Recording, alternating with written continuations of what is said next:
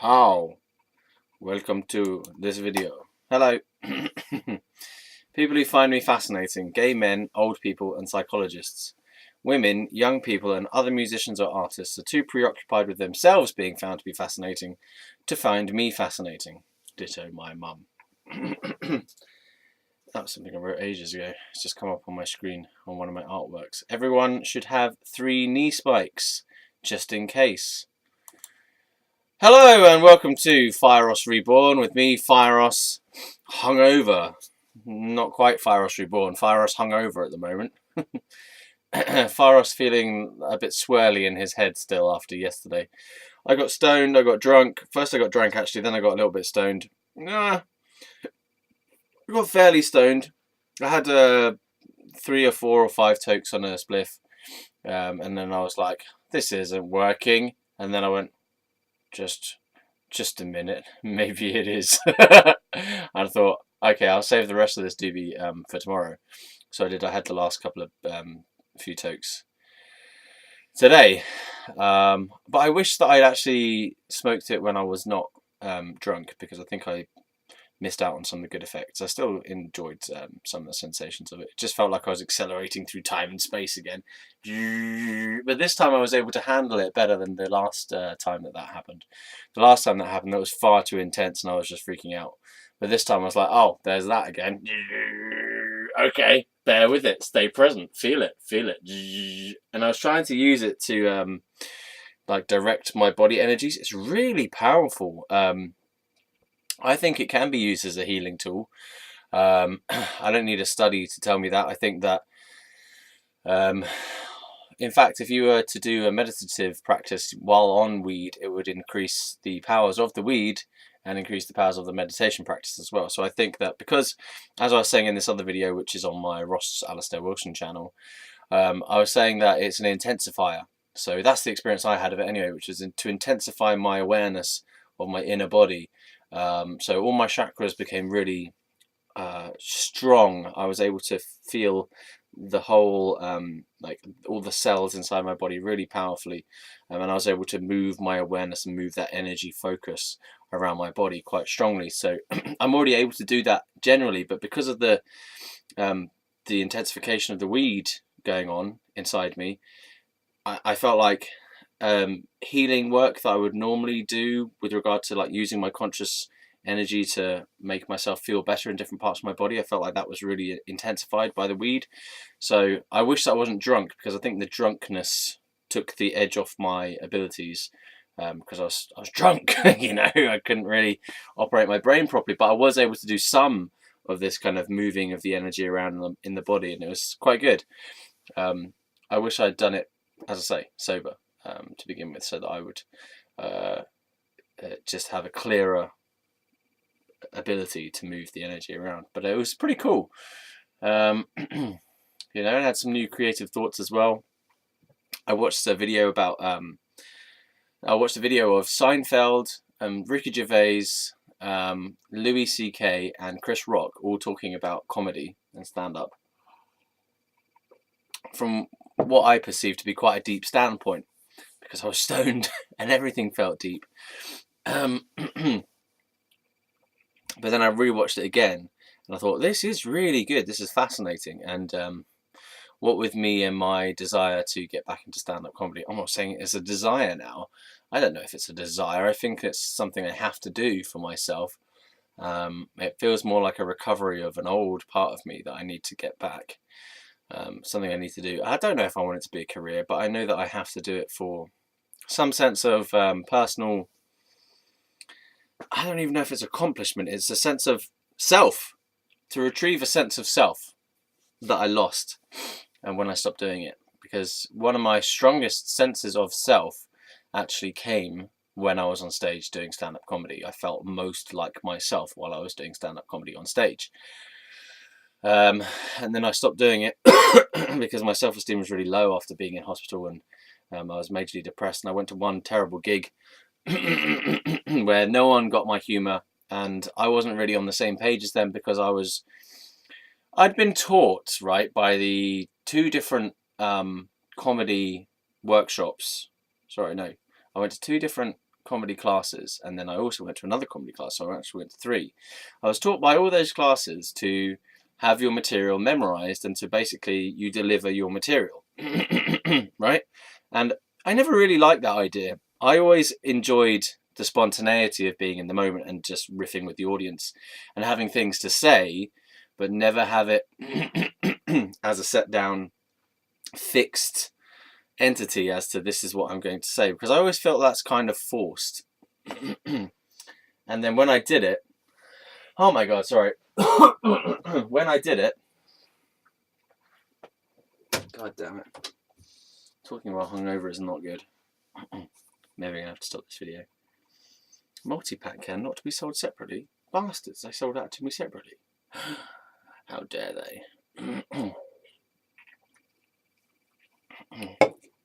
Well, let's just sit in silence.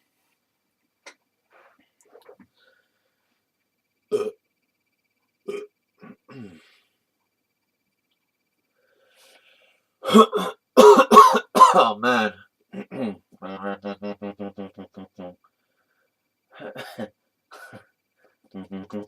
remember what I was talking about now. Stand-up comedy. Lost it. Lost the plot. Stand-up comedy. Oh yeah, I never used to like the idea of writing a script, memorizing it, and then delivering it as though it's spontaneous. I never liked it. But I was told to do it, and I just always felt like it's a trick. You're playing a trick on the audience. I never liked that. I like being myself on stage, chatting shit, and making people laugh out of the spontaneity of the moment. And I think that's valid, and I think that's justified. And I will challenge any comedian who wants to make me write my jokes down and have them as a well-refined, rehearsed thing. I don't want to do it that way, okay? I've never liked doing it that way. I'm shit at remembering things, for one thing. I much prefer to wing it and to have my comedy be... The reason why it's funny is because it's immediate. It's right there.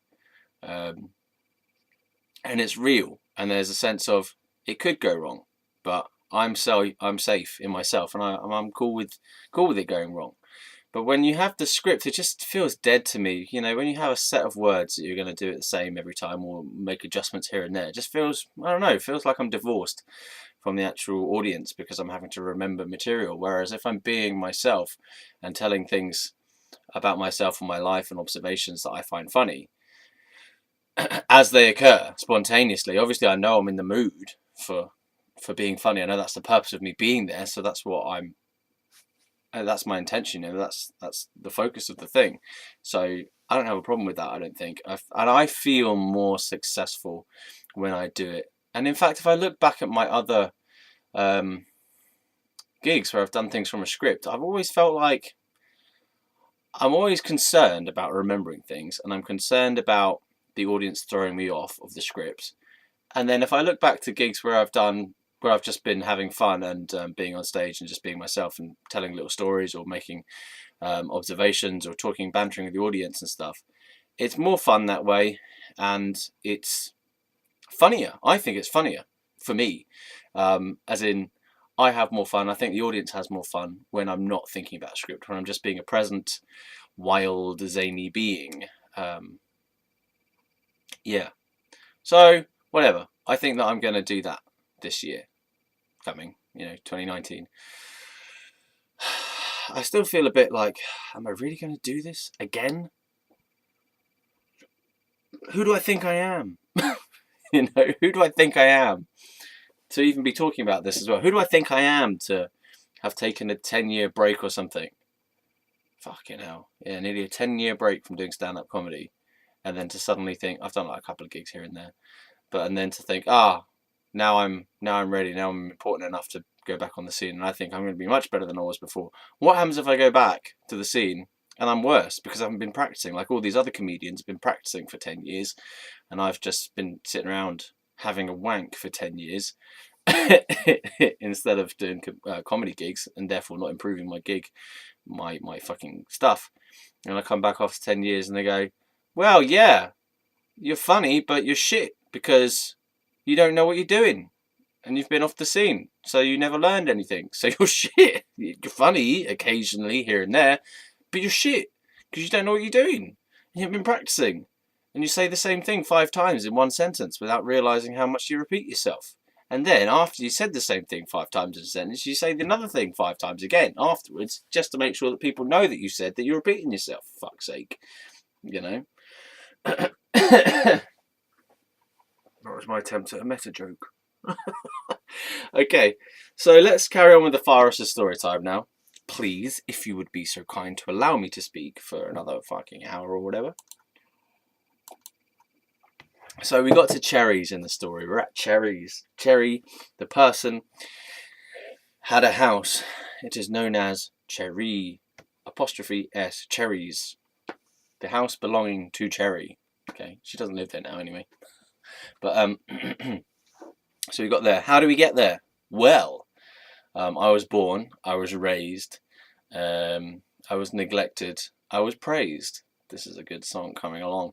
What else? Then I went through puberty, hairs started growing out of my balls, and I thought that must mean I'm gay. Because yeah, no one told me about this. Where was that? Where was that in the classroom, yeah? Where was, look, this is going to happen. We never got told about that.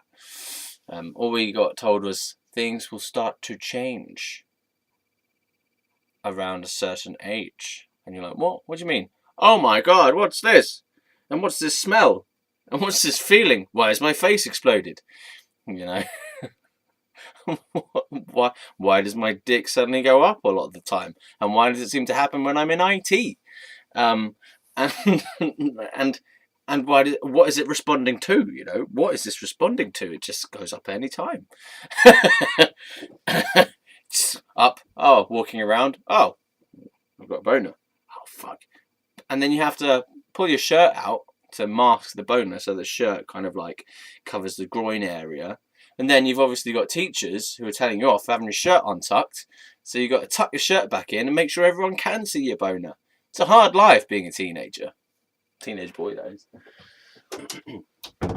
Yeah, so fucking random boners all the time, dude. And I thought I'd perfected the art of getting rid of them. Honestly, I thought it worked, but it didn't work. Here's the trick that I thought was going to work. Let's see if I need to move your camera for this. So basically what you do, okay, so you're sitting on a chair, you're in IT, you've got a boner. I don't have one right now, but let's pretend I do. And what you do is you push your butt back in the chair, okay? And why is it not fucking focusing? Right, so say you're there, and you're like, okay, my belly's popping out. Oh, come on now. Oh, my belly's popping out. This is just shit. Alright, let's do it sideways, so you can't see my belly popping out. So you're in the chair, sat there normally, dossing around, whatever. And I genuinely thought that by pushing your butt back and sucking your knob in, that it would take the boner away. Because it happened once.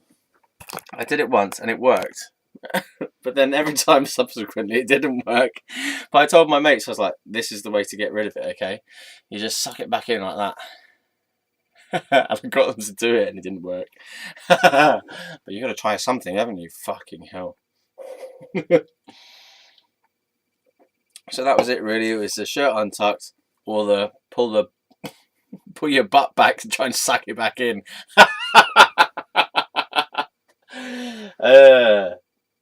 Yeah, so there you go.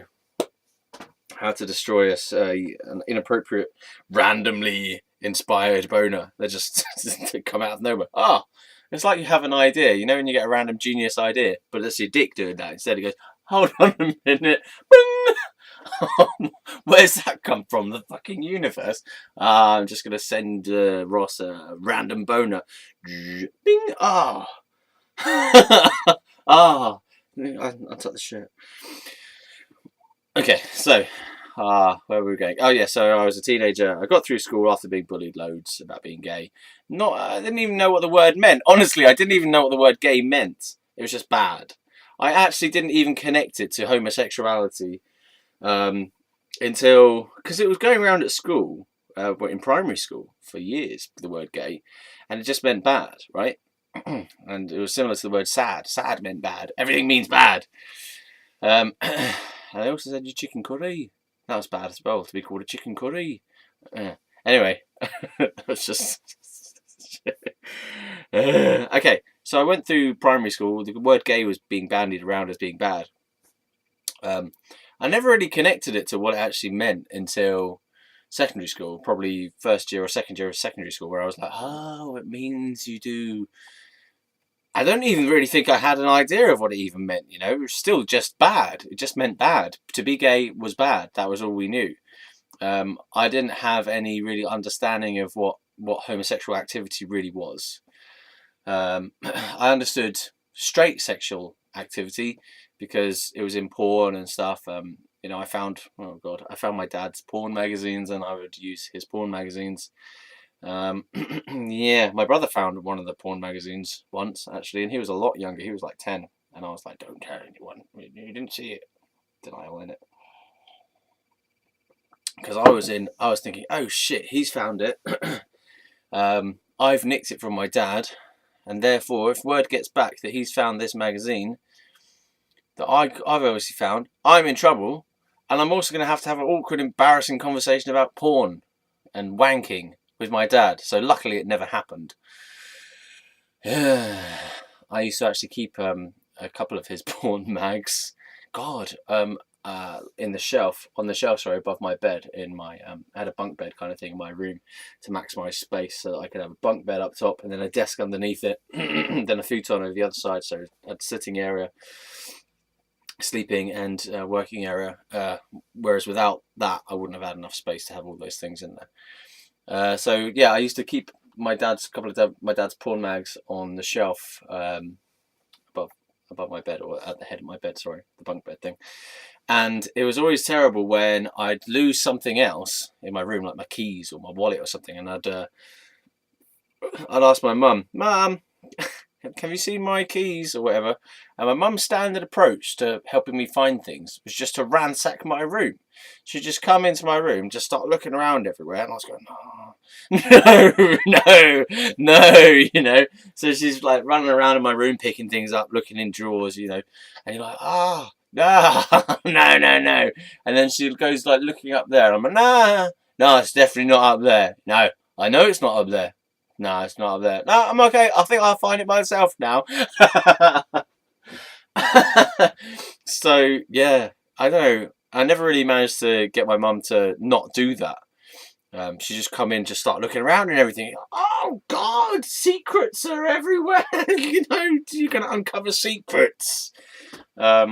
So I think over time what I learned to do is to just not ask my mum to help me find things, because she's just going to find things I don't want her to find, like my BB gun and my packet of condoms and my secret weed stash and the porn I've nicked from my dad, you know.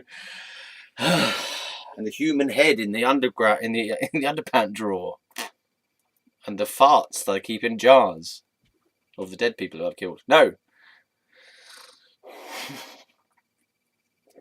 Anyway, so yeah, and then I got a girlfriend. By that point, she was about so I had Sarah, then I had Susie, then I had Vicky, and then I had Andrea, right? There was a little thing on the side with this girl called Melissa, which didn't really go anywhere. There were other couple of girls who I was flirting with, but didn't really go anywhere either. So they shall remain unnamed for the moment. Yeah, and so Sarah, she dumped me because I was too short and too immature.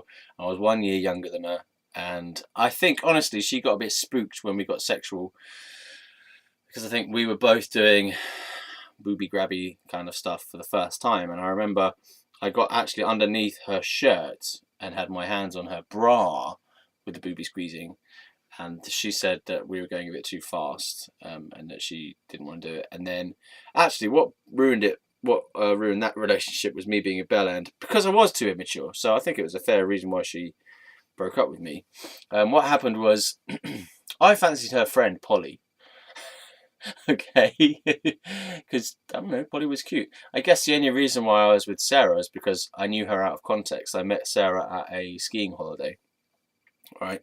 And she was a kind of grungy girl. She was around my same age. She wasn't that attractive, but she was because she was a girl, and she was a rocky girl. So we got on in that sense, and there was tension the whole time on that skiing holiday, flirty kind of tension. And then I didn't sit next to her on the coach drive back, so that was a big deal. You know, I think I was playing hard to get or something. So I'd been all like chasey the whole holiday, and then I decided to play a wild card and to sit not with her on the coach back and play moody broody kind of thing, which worked. It really worked. That's so good. You turn the cold shoulder and they go, "Oh, what's happening? Why? What, he doesn't like me anymore? I must make him like me." And it works. It's reverse psychology. You pretend to not like them, and then they go, "But he'd like me before. I need him back." Now this obviously can blow up against you, not in your favour. Because if you just turn the cold shoulder, they go, bollocks to him then. That's the risk you run. But it worked. It worked for her. So I sat over the way in view of her so she could see me, and I'm like playing around on my phone or whatever. Back with those Nokia 3310 style phones with Snake. Oh, Snake. What a game. What a game. We should never have progressed past that point. I think that was the epitome of gaming. You know, it was an amazing game. Let's be fair. It's like 2 dots or 4 dots or something running around, chasing, eating other sets of 4 dots and going through walls.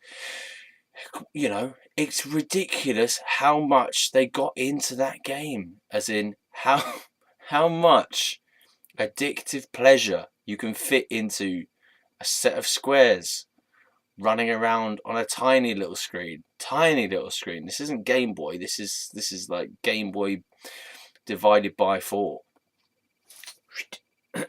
Yeah, it was an amazing game, Snake.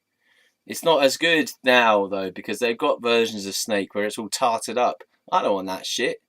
I want flashing bit at the top to say it's the head. I want little bits of stuff on the screen that I'm going to eat, and then I get too big, I die. That's all I need. I don't need it to look like an actual snake. Okay. It's a bare bones game, and that's why it works.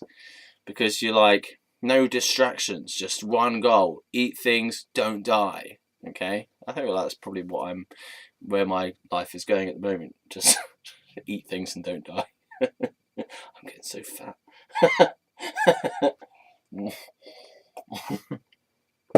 Okay, now come on. So Sarah dumped me because I was immature. But no, let's carry on the story. So I was in the coach, playing hard to get kind of thing, giving her the cold shoulder.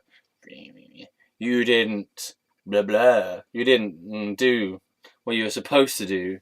You know, I don't know, making up some kind of reason why I was spurning her. I think probably the real reason was because I was a dick. Yeah. And I liked these kind of manipulative games, jealousy games. Jealousy is quite good to attract a woman. You can use jealousy. I've used it many times. You basically you set up a premise, okay, of the fact that you fancy a girl. Now, if they don't put out in some way, whatever those terms are for that stage of your life, for example, like in those days, it was something like, if they're not going to kiss me, if they're not going to become my girlfriend, then I'm going to manipulate you via jealousy. So it can work. It really did work. It worked on another occasion where what you do is when the girl is not, this is genuine. I learned this somehow and started using it. When the girl is not committing to like that relationship, even though it's clear they fancy you, you've kind of got to the point where it's clear they fancy you, right? You've been flirting, and then they're just not making that step to say yes or something, or they're just not chasing you hard enough back, yeah? What you do is you find a girl you're not really interested in, but you just decide to pretend to flirt with them, or you flirt with them in view of the one you do fancy and the one that fancies you. So you do that on purpose. As a trick, as a manipulative tactic, okay? But I don't think it's that harmful, because all you're really saying to the girl that you like is, look, I'm important, you know, come lick my balls. Because if you don't lick my balls, she will. So let's get on with it, okay? I'm trying to tell you, I have value here. you know, and if you're not willing to come over and suck the balls or kiss me or say you're my girlfriend, then that's the end. So it works. It does work. But I don't think it's a mature strategy anymore. But it worked for that time period. So with Sarah, so we got back from the holiday, and she was texting me saying, "Oh, what's going on, and why didn't you sit with me and stuff?" And I think I probably said, "Oh, it's because I liked you," and I don't know exactly what I don't know how I made it happen, actually, to be honest. That we went out for a date, we got together, we got kissy. She was sitting on my lap while we were watching some movie or other, very 90s style. And then there was this weird kid who was kind of gay looking, 90s gay though, so it could have just meant that they were into the Manic Street Preachers, for all I know. And she was into the Manic Street Preachers, and I was like, oh, it's all jingly jangly stuff, and I wanted rock. Okay. And there was this gay guy, I can't remember his name. He might not even have been gay, but he gave me this eye, which I found unsettling. He was like, and I don't know whether it was because he was jealous of me and Sarah, because I came into this friend group, Sarah's friend group, from their local area, right? And what else? Yeah, and so they all knew each other, and I came in as like the outside boyfriend. So I feel like this guy, I think his name was Jason, let's just call him Jason. I think this guy Jason was either jealous of me being with Sarah or fancied me, and I'm not sure. Either way, he gave me this look, and he kept giving me this look every now and again of like, nee. And and I was unsettled by him, honestly, but I was very unsettled by gayness in general at that time anyway. I was like, what are you doing? Do you fancy me? What are you trying to do? You trying to gay on me? You're trying to hit on me? I don't like it. What is this? Go away. So that was that. Yeah, but we got together. As I say, I don't know how exactly I made it work. I remember that we decided to set up a date. I went over to her. She lived in Surbiton, which is near Kingston. I think that's what it's called. Yeah. And what was our first date? Me and Sarah. It might have even been to go and get Polly's tattoo done. We went on a date to get Polly's tattoo done, and then we went back to hers. Or I went back to Sarah's. Oh, bloody hell. I think I remember the first time our date, we definitely ended back up at Sarah's. Whether we went to Polly for the tattoo or not, I don't know. But we ended up back at Sarah's, in her room. She was showing me pictures of her on her horse. Oh, horse riding women. Sorry if you're a horse riding woman. I can't get along with horse riding women. I cannot compete with the size. All right? There's obviously something there, and I cannot compete with that. But genuinely, I find horse riding women quite difficult to get along with, because their first passion is the horse, and you're the animal compared to the horse. The horse is the human being, lover, romance partner for the woman in that situation. I found this many times. It's not for everyone, obviously. There are women who have a balanced relationship with their horse, but from the women who I have met who've been into horses, the horse is their first love, and if you're a boyfriend or partner or whatever, you're the animal, you're the pet. The horse is the lover, romance partner, valiant hero in their lives that they care about and love and give all the attention and money and praise and ride about on it, the wild stallion, right? And then you are the dog. You're basically a dog or an animal, and you come second place, and you're only there because it's not allowed to shag horses, as far as I know. Well, I know it's not illegal. I mean, it is illegal to shag horses, but that's the only reason you're there as a male person. Mailman? Letter for you, dear? No. Oh, God. I've got so overexcited about myself. Let's have a sip of water. Right, so that's how I relate to women with horses. They're not for me. Maybe that's an overgeneralization to say that the man is just a scum compared to the horse, but that's how I have experienced it. And therefore, if you're a horse owner lady, you're not for me. You can go own someone else instead, okay? I am not down with being a pet. And they're always blonde as well. Anyway, so she was a horse owner. She was showing me pictures of her and her horse, and telling me all about equestrian stuff. And I was like, nee. And I went like this. look. This is true. I went, look at this muscle. You see, when I tense it, you see here, this vein pops out. Look. And if I move it, the vein, it's very big. What do you think? Aren't I a strong man? Don't you love me? And she said, you don't have to impress me. I'm impressed already. Well, she said, I was impressed already. Right?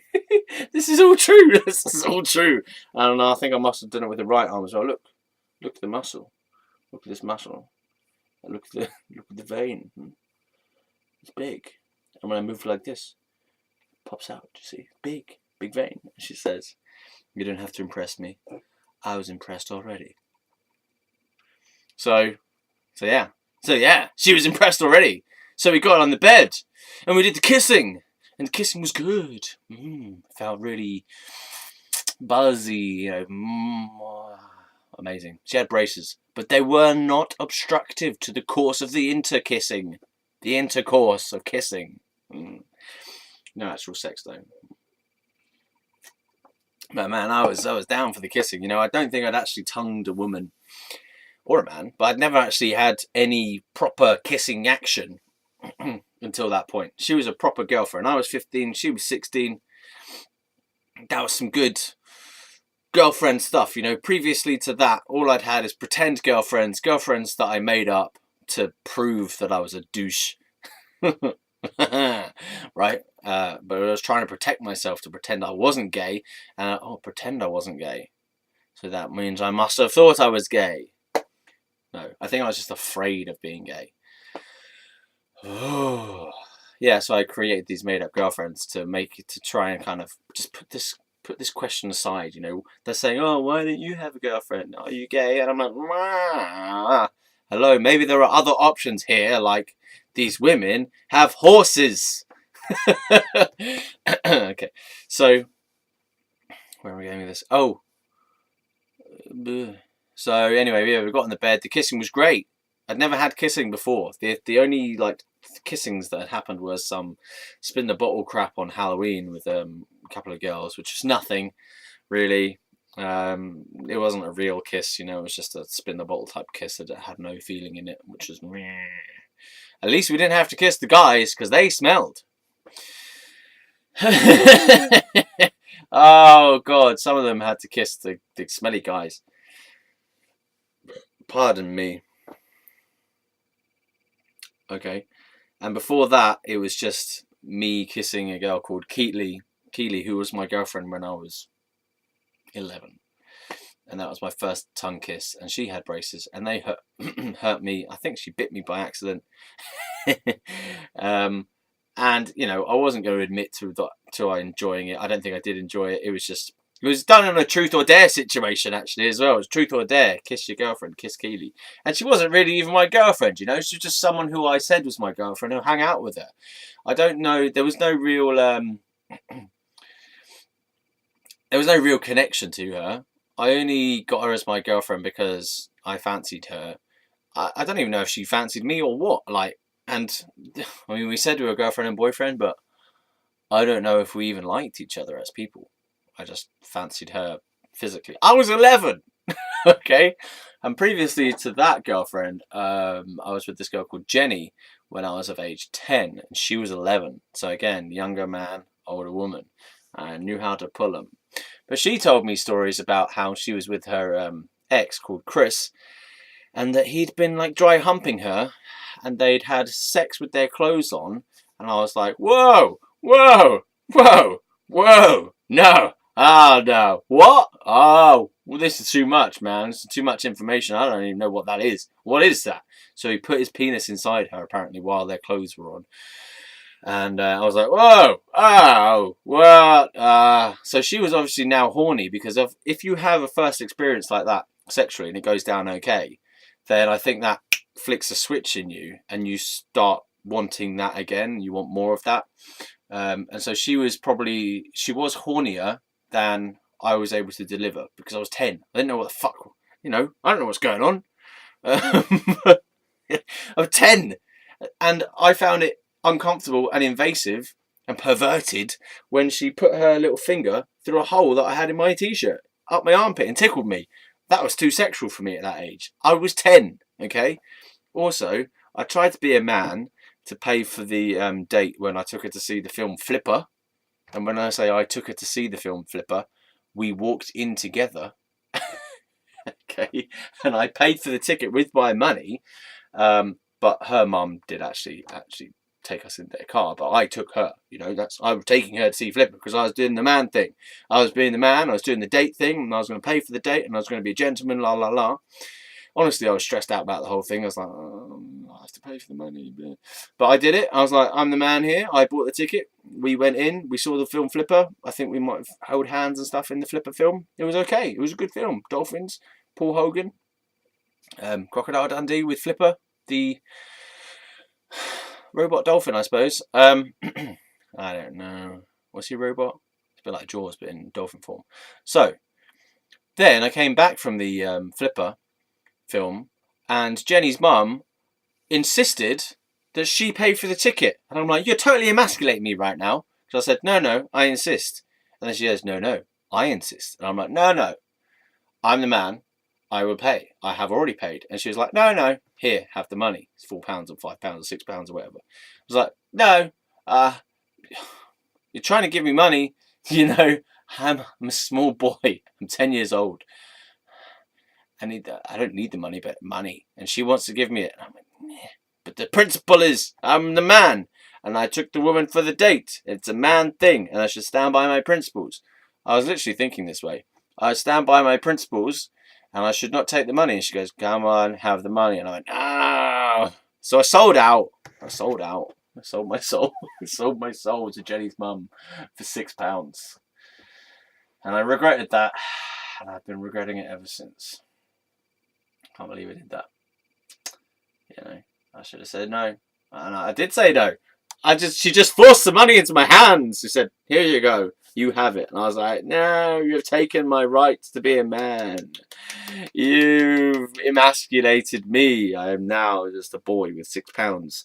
Whereas before I was a man who had been taking this beautiful 11-year-old woman on a date. I was 10. Okay. So yeah. So that sucked. Anyway, so let's move back forward. So Jenny, then Keely. Then there was this gap of, I don't have anything. I was trying to get on with Steph, and I kind of was a girlfriend and boyfriend with her for like a day in secondary school. And I was like, no, nothing was happening for 3 years apart from being taunted about the gay thing, which is, what is? I don't even know what that means. I just know it's bad. So they've got to. And girlfriends can protect you from this feeling of gay, you know, coming at you like, oh, gay. But if I have a girlfriend, protection. You cannot use this thing against me, whatever it is. What even is this? What are you talking about with the gay? What is it? It's just a word. I don't even know what it is. It's bad. Stop calling me this. Let's get a girlfriend. Put the barrier of there. So shut up. I don't even. Do you know what it is? You know. So, but I genuinely fancied girls. I genuinely fancied girls anyway. So, yeah, and there was competition as well to get the first sex, and I wasn't last in my peer group, but I was second to last as to who shagged first. So I think my friend Stephen probably got shagging very young when he was 13. My friend James probably got shagging around 13, 14 as well. My friend Sam again, probably 14, 15. And then I, lumbering along when I was 17, finally popped my penis inside of Andrea's vagina and lost my virginity. And I was very, very chuffed. I was very, very pleased. And I was glad that it had happened before I got to the age of 18 as well. Well, I might have been 18. I don't know. No, I was 17. Lost my virginity. I was so fucking proud because it's been like 2 years since the sex thing came around. It's like, you've got to have this now. And this is the next thing to have. It's not remote control cars anymore, okay? The thing you've got to have is sex. You got to go have sex with a female, girl, woman person, okay? So that was a desirable thing. And I finally got it. I had it. I have it. And I lost it. I lost the virginity. And it was never coming back. But that's a good thing. You got rid of that, off you go, virginity. What are you? How come you were there for so long? Wish I'd had it at 14, so then I could go around saying I've had sex, because it's a social status thing as well. If you'd had sex, you were more powerful somehow. You had powers. You know, if you'd had sex when you're in secondary school, then you have powers. You have the mystery. You've uncovered some mystery solution to life, and you've managed to do this thing that few people had. So you've mastered the art of living. If you'd had sex when you were young. Of course, now I'm probably glad. I don't know if I am glad or not. I mean, I think I had sex when it was natural to me and when it came to me, so fine. Yeah, so Sarah and I, we had our thing, you know, I impressed her with the muscles and we got the boob squeezing for the first time, which was, yes, amazing. And then I had a real strong sense of missing her, yeah, while I was on holiday, and just generally missed her a lot. And then Susie was the next one. Well, I was 16, she was 16. She had big boobs, kind of pretty face, but was thick as tarts. She was just thick as onions. She was thick as very thick paper and book. She was as thick as this book. And not with intelligence. Not full of intelligence thickness. It was full of blank pages. This is the face I get from her.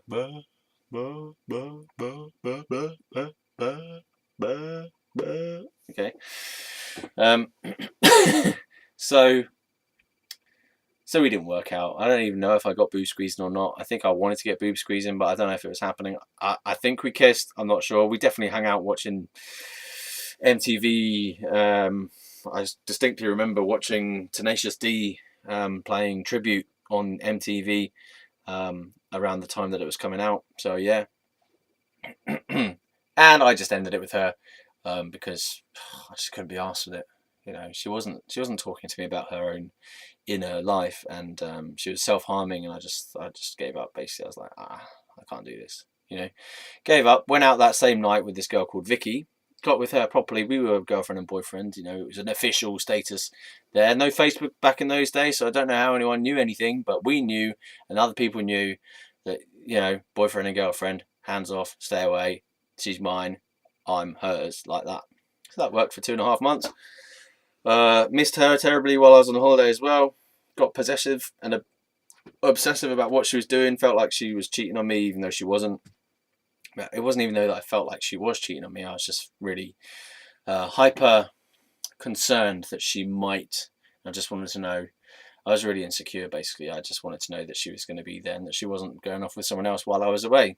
That never happened before, but I just was really insecure and jealous and possessive, which ended up scaring her away. And she was like, I feel trapped, and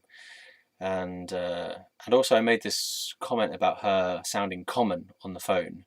She didn't like this word common that I'd used, and I didn't know that it was so bad to have said that, but it was, and she didn't like that. So yeah, that fell apart. She dumped me in the very place of our second date, actually. Yeah, in the park with the little springy. It was a ship thing. It's like a ship thing of a springy. Yeah, there's springy things with springs on the bottom, and you sort of rock back and forward on it. Whatever. It was but in the shape of a sort of sail ship boat thing. Yeah, so she dumped me there, which sucked. After she'd given me a lovely little hand job through my pants, made me jizz without actually touching my dick with the flesh. Go piss.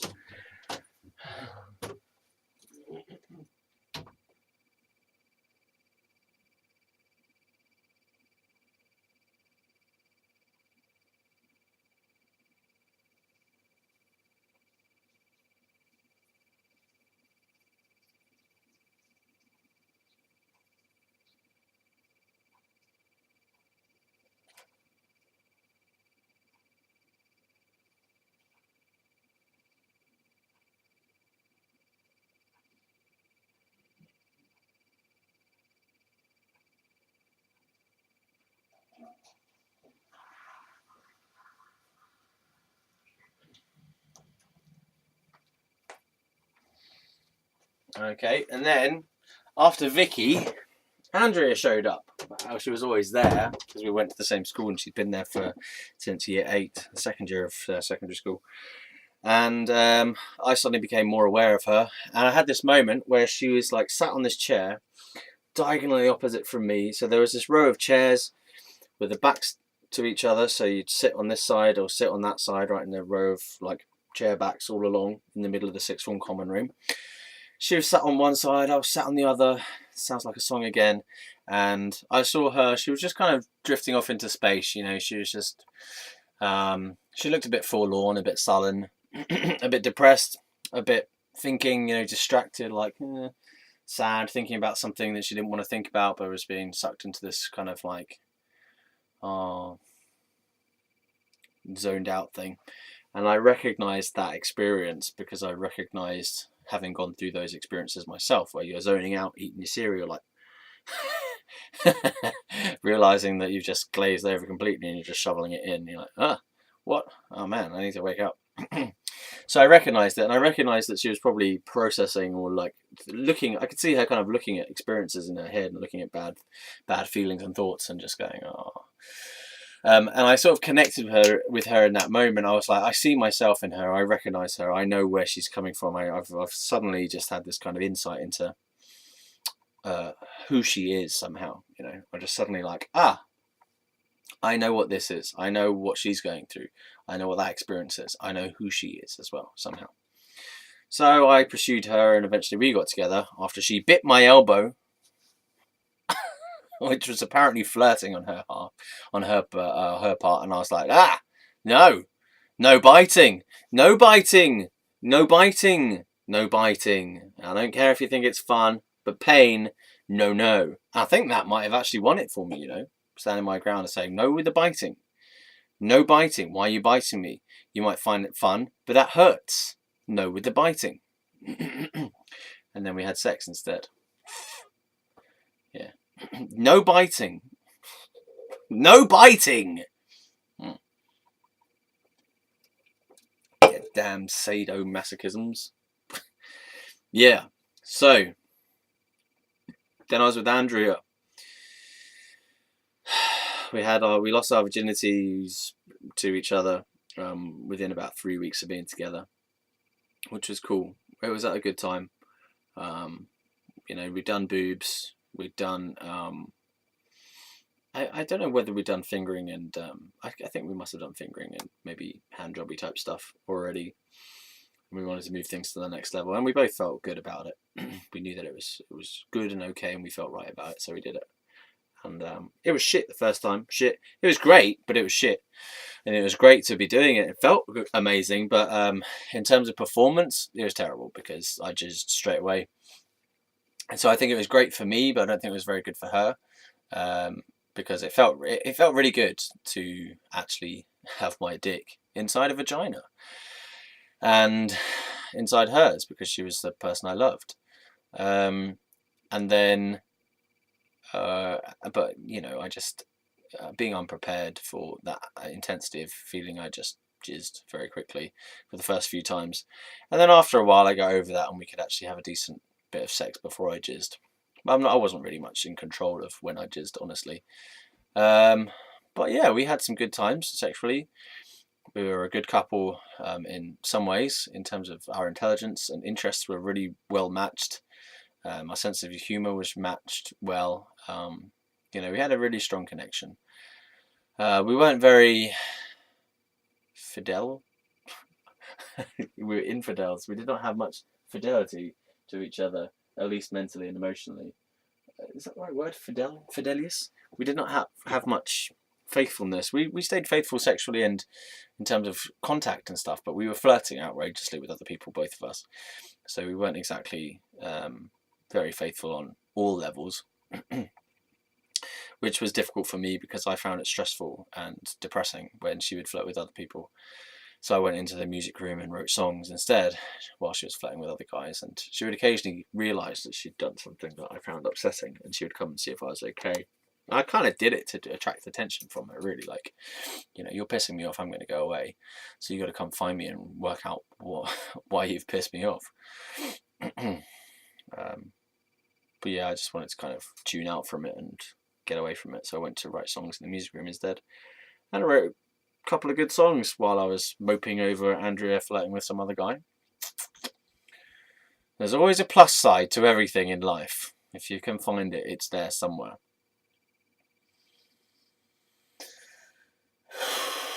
Okay, so we broke up because she did end up cheating on me while I was away on holiday again. So there seems to be a pattern of cheating while I'm away on holiday, or I almost cheated while I was on holiday. So holidays can be difficult for relationships. I know that much. Quite often people go away on holiday in a new relationship, and holidaying with your new partner can break your relationship. So I would advise, honestly, I advise people, if it ever comes up, to just wait a little bit longer before you go off on a random holiday with each other, because a holiday can break up a relationship. Just because it puts you in a stressful situation, it puts you in constant contact with that person, where you find out how each other are, and it's not. I don't think it's wise to go too quickly into that kind of situation, because it can be too intense and it can just break up a relationship. Unless that's what you want, unless you just want to do it because you are a mad person, you don't care if you break up your relationship, fine, do it. But if you want a long-term relationship, I think make it feel like a long-term relationship first before you start going on holiday. Because yeah, the amount of people who have been on holiday together, they make all these pictures of them looking happy and smiley, and then 6 months down the road, or even less than that, 3 months down the road, or even a week after they get back, they go, we shouldn't have done that, that's ruined us, or they break up while they're on holiday and they have to stay with each other while they're there, and they're like, oh.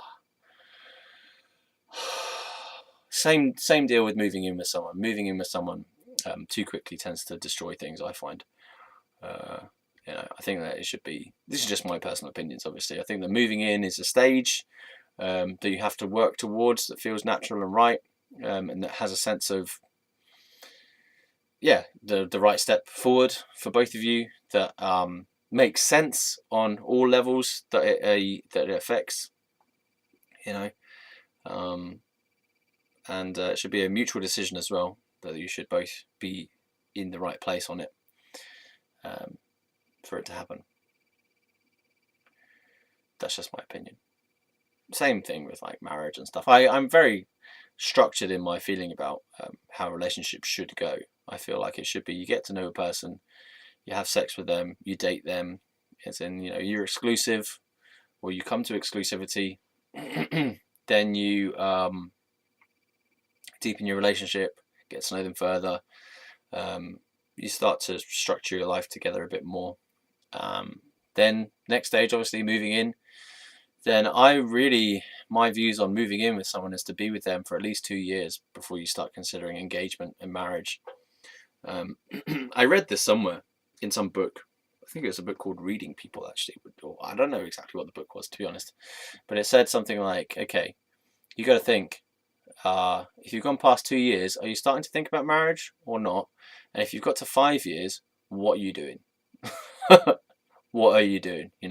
Are you, have you discussed the concept of marriage, and are both of you satisfied with your position on it? Because I know it can be the case that men don't want to get married, or the woman doesn't want to get married, or neither of them want to get married. But in whatever the case, are you both genuinely, authentically satisfied with your position on it? So, for example, if you've both decided not to ever get married, but you're going to continue a relationship, do you both feel satisfied with that conclusion? Or is one person pretending to be happy with it when they're not really happy with it? So that's just my stuff. I mean, does that even work in practice? I don't know, because I've never got to the point of marriage before. I've got to the point of engagement with people, and it's always been wrong for me. So I've never gone through with that. I've never met a person who I feel authentically that I want to marry. I've always felt pressured into that they want me to marry them, and they're trying to pressure me. I felt like I met someone who I wanted to marry, but then the relationship didn't sustain long enough for us to even get anywhere near that. So that was the first person I'd ever actually felt like I wanted to marry her. My button just popped open because of fatness.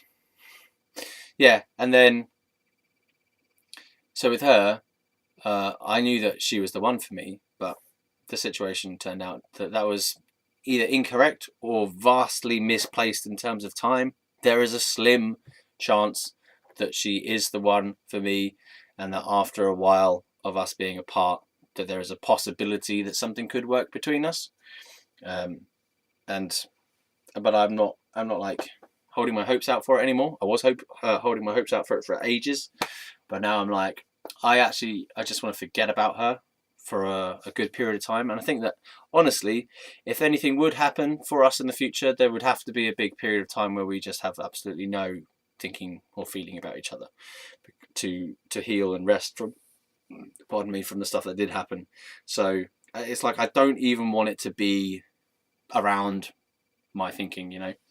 I want to have completely forgotten about her, and if then she shows up again at some random meeting, or, you know, people I know, or whatever, fate brings us together, or I randomly decide to get back in contact, or she randomly gets in contact with me, I feel like that will be the right thing, to have had a long period of time apart, mutual growing, you know, me growing, her growing, changing, both of us maturing, and to have never to not be thinking or feeling, or have just not have each other on the radar at all, in terms of memory as well, just to not even be remembering the thing at all. Just like, you know, you just kind of forget about something, and then, yeah, that was really good, and you forget all the bad things, and you've moved on, you've changed, you've become a better person, you're a more suitable person now. I think that's how it could work. If it would work, that's how it would work, after having a long period of just like no thinking. Which will be nice, because I'm starting to move into that actual feeling of, for ages I'd always had her in my mind every day in some way, thinking about her, and now I'm like, I'm glad it's starting to drift away, because I genuinely think if anything is going to happen between us, there has to be a complete period of zero energy around that, like complete oblivion around that person. Like, they just fade into nothingness, and I completely forget about them, and then that's how it will come back. That's the only way it will come back, is if I completely let them go and completely forget about them. It's just like, it refreshes me, and it refreshes the relationship, and it refreshes her, if we both just let it completely go, and we never even have impulses or thinking about it for a good period of time, maybe a year or something. So yeah, there you go. So this is all about relationships. It's supposed to be about Fieros' story time in Cherry's house. I don't think I'm going to get there, though, am I? So Andrea and I broke up. She cheated on me. I was pissed. I was annoyed. I was upset. I was depressed. Moping, sad, sullen. Not really griefy, but sad, depressed, lost. You know, confused even. I don't think I really sorted through those feelings either.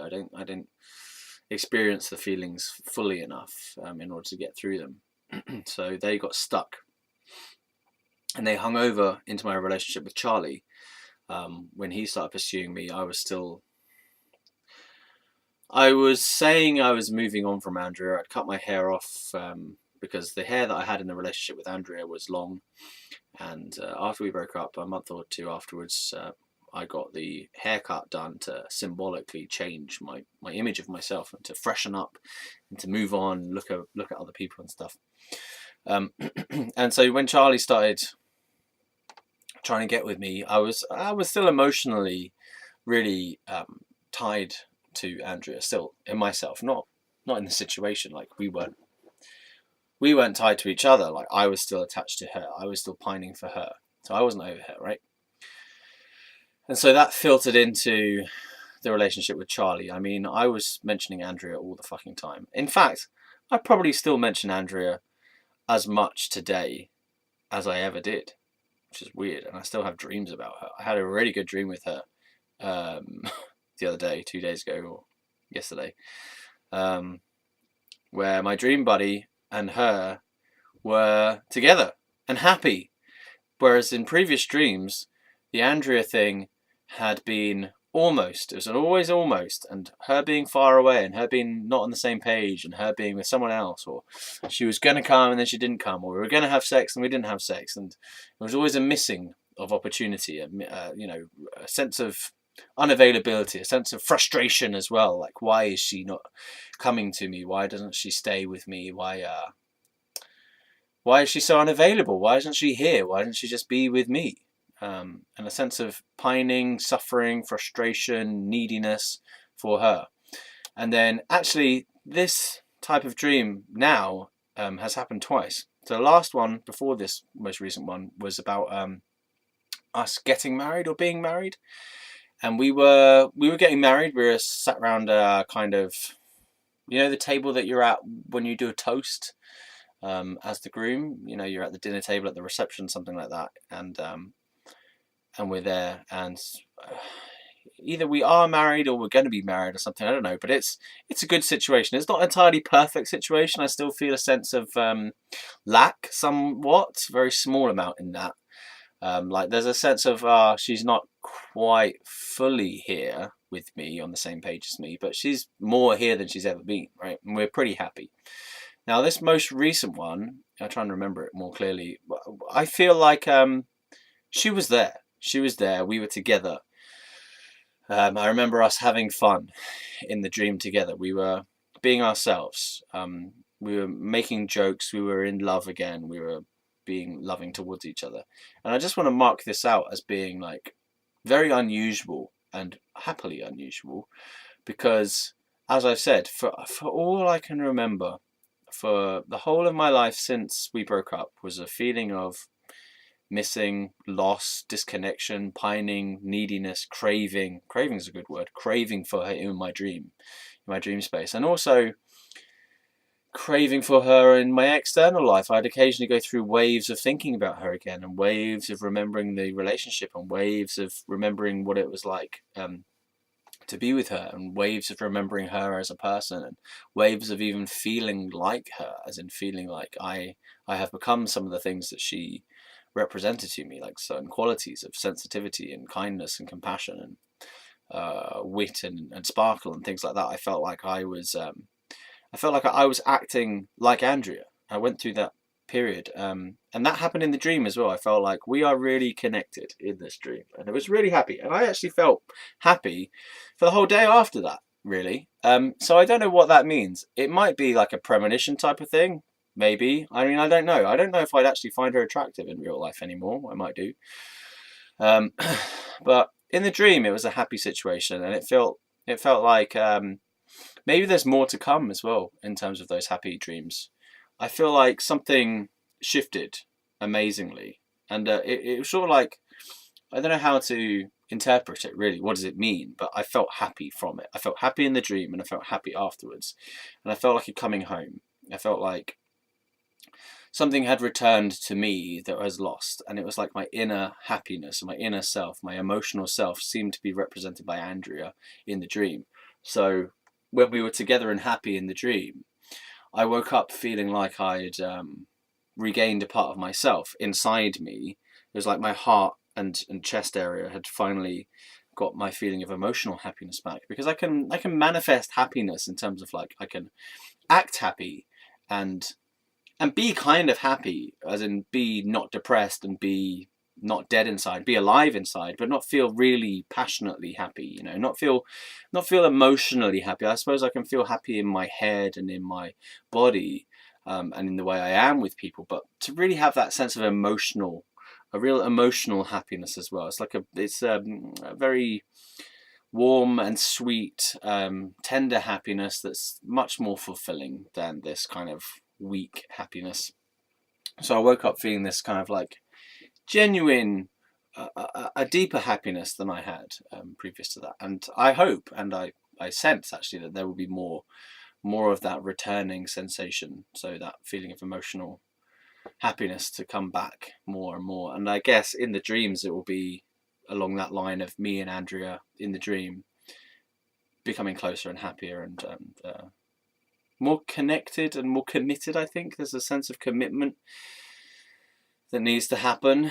That like I think this sense of Andrea in the dreams, it needs to be very certain that she is definitely with me and she's not being attracted by anyone else, and that we are one for each other. Because that was part of the concern in the dreams beforehand, was that she was always off somewhere else with other people and me not knowing and feeling this sense of lack and neediness, craving, insufficiency, you know.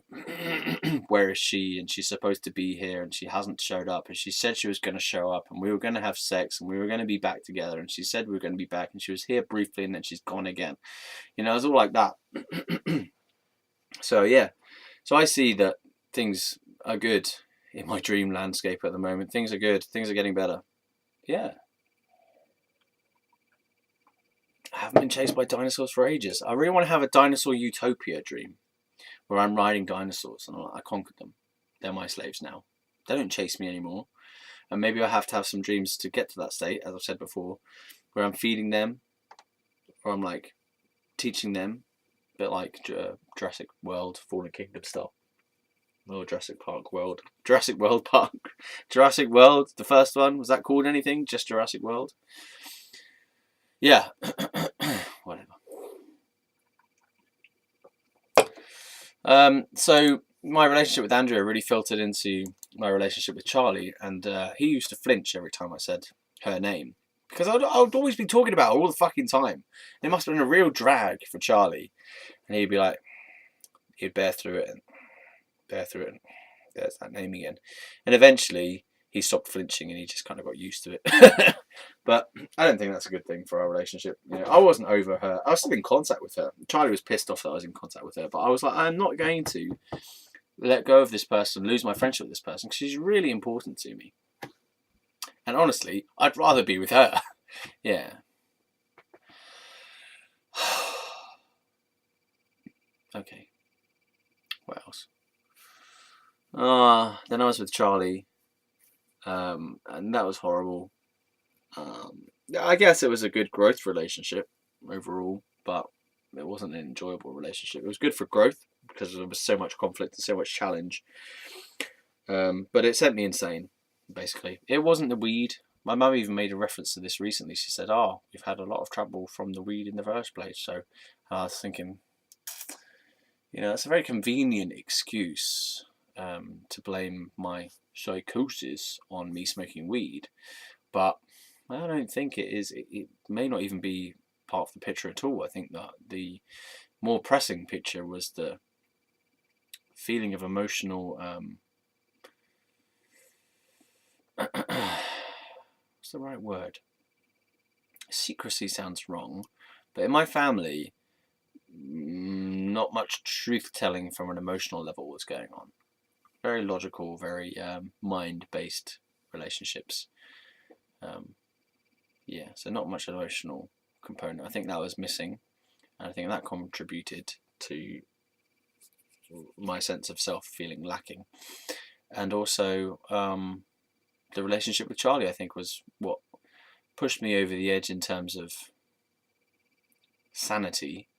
And then the spiritual dimension opening up for me at the same time through reading these books about spirituality by Deepak Chopra and Eckhart Tolle. So I really believe that it was more a case of stress in the family environment from lack of clarity emotionally, and stress in my relationship environment with Charlie. Probably just in general stress, financial stress, stress about who I was in terms of my sexuality, that being under question at all times for a good couple of years. Uni stress, I think it was more caused by stress than anything to do with drugs, honestly, because I'd stopped smoking weed for a couple of years before any of these psychotic symptoms started coming along. So I really don't buy that whole thing. Oh, it was a latent onset or whatever. No, I don't think so. I think it was more to do with the stress of my situations in my life, my lack of ability to deal with them. I just feel like my brain just went boom and popped open, and I was just suddenly open to receiving all kinds of different information that I wasn't receiving before, and that was disorienting for people around me, I was kind of okay with it. It was stressful in its own way, but it was also very exciting to have all these feelings of mysticism and revelation and excitement and stuff. Some fear as well. Anyway, so I don't know how am I going to get to cherries from here? So Charlie, I broke up with Charlie just because why not? Because he was a dick and we weren't getting along and it was time. I managed to summon the strength to actually make it as a real ending rather than one of those endings where I tried to end it and he somehow persuades me to go back out with him. Then I came back to live here for a bit. Then I moved to Reading for a month. Decided to go to New York. Was busking on the street in Windsor one time. This lady called Cheryl, different from the person called Cherry. Cheryl from Australia. She was Australian, but she's living in this country. Gave me her card, saying smiley face, call me. I was like, yeah, you're all right. Yeah, I will. You know. So this was after I'd kind of realised that gayness wasn't my thing. I think I was messing around with the idea of possibly being bisexual. Well, I don't think I was really putting a label on my sexuality anymore at that point. I was just feeling like I'm a sexual being was probably the best thing I could say at that time. Because I was also, there was this strange relationship with this guy in a wheelchair who gave me a naked massage, and he was in love with me, but I wasn't in love with him. It was just, I don't even know why I was there as some kind of friend, because he was into spirituality, and I don't know what that was, but it was weird. So I had that, and then Cheryl comes along, and she puts her card in my busking bag, and says call her. So I called her, and we had a meet up. I actually then called Andrea about the fact I was going to meet up with Cheryl. And Andrea was like, yeah, you're crazy. You know, why don't you want to go with it? Because I was a bit unsure to begin with. I was like, oh, she's 35, I'm 21. That's weird. And Andrea's like, dude, she's 35. She's in a sexual prime of her life. You know, go with it because the sex will be great. And so I went, okay, cool. And Andrea then told me that she'd been having sex with one of our mutual friends from school. And I was like, okay, whatever. You know, why are you telling me that? Big deal. But she said she felt like she had to tell me. I was like, okay, fine. So I went out with Cheryl, and I actually lived in her place for about 3 weeks because I didn't want to live with my parents anymore. They were driving me insane as well. And Cheryl was working in Birmingham, I think, or Manchester during the week, and so she would go up and live up there in a hotel or whatever, then come back to her apartment in Windsor on the weekend. So we'd have a bit of time together. I mean, we weren't really a relationship. We were just kind of this little sexual fling thing. We didn't even have sex that much either. But we were together briefly. And it was just during a period before I went to New York. So I was doing things like, I actually wanted to emigrate there. So I was like thinning through my items, thinking that I might find a way to emigrate there, which never happened. But I did write a email to to the American embassy or somewhere about immigration, saying that the voice of God told me that I should emigrate. So therefore, because you believe in God, so you should let me in. And they never replied. So whatever. But at least I tried. So I lived with Cheryl and had a bit of sex. She had hairy nipples. Hairy nipples, man. Well, whatever. We had sex. And I figured out this thing briefly as well. I'm going to put my hands back in my pockets. I keep itching my nose. I figured out this thing where the reason I couldn't sleep is because there was this question that I wanted answering, which was, are we going to have sex tonight or not? And as soon as I realised what the reason was why I was staying up, because I was kind of expecting sex, but it never came, and why we weren't sleeping at that moment, I just said, are we going to have sex? And she said no. And I went, okay, fine. But it was just like this sense of not knowing. When I figured out what it was, asked the question, it just miraculously made me go to sleep, which is genius. So that's how you can solve some problems, resolving whatever emotional question it is that needs answering.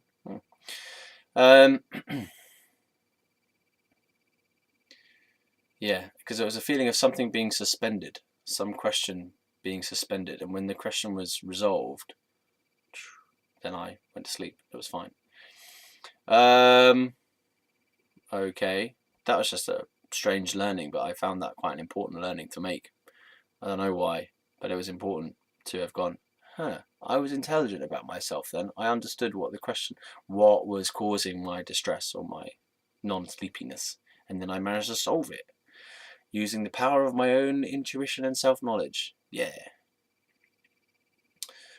So then I went to New York. Oh, but beforehand they tried to section me. My dad tried to get me sectioned. It didn't work. I didn't pass the sectioning test, so I didn't get put in hospital that time. But they did come around to Cheryl's house. My dad kind of broke in. He nicked the password off some bin man to get into their gated apartment block, and found the one I was in, rang the doorbell. I stupidly answered it. Should have just left it. Let them in. They gave me the sectioning questionnaire type of thing. Do you hear voices? Do you feel like the TV is talking to you directly? And I think I passed because I was honest, actually. I don't think I genuinely wasn't psychotic enough, at least by their standards, to be sectioned. So I feel like I answered fairly honestly. Yeah, fairly honestly. That sounds like I didn't answer honestly at all.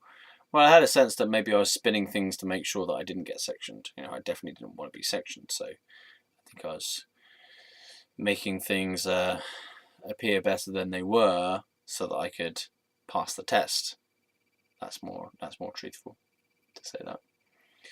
So, but yeah, I got to New York, went to New York, got to my hostel. A big fat guy sleeping in hostel bed, not me, but a big fat guy who was like a bear, big fat bear man, snoring bear man. He was annoying. Played around with a knife by myself to see what the feeling would be like of putting a knife to my throat. Not doing anything, but just to see how much horrible fear there was around that. There you go. Did that. Put the knife down and was terrified from knives beforehand and afterwards from then on. I think it's because someone had this kind of weird sword or something and it was just lying around. And I decided to play with it briefly. That was weird. That was scary. I remember being sat there in this hostel room, like, just put this knife to my throat and thought, oh God, that'd be horrible if I actually did that. But it was also a feeling of like facing my fear of it at the same time. Fear of death as well. I'm like, whoa, what does this feel like? So I did that and then just put it down and kind of forgot about it.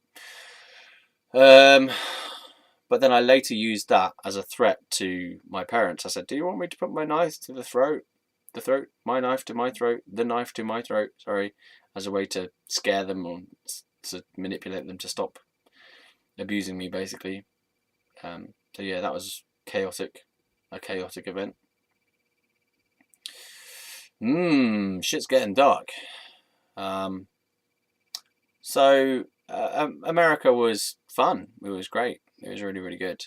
Overall, I was just being. That's the word, being. I was just being. I even said to the people going through customs, they asked me whatever questions they ask. What are you going to do here? I said, nothing. And I'm like, what?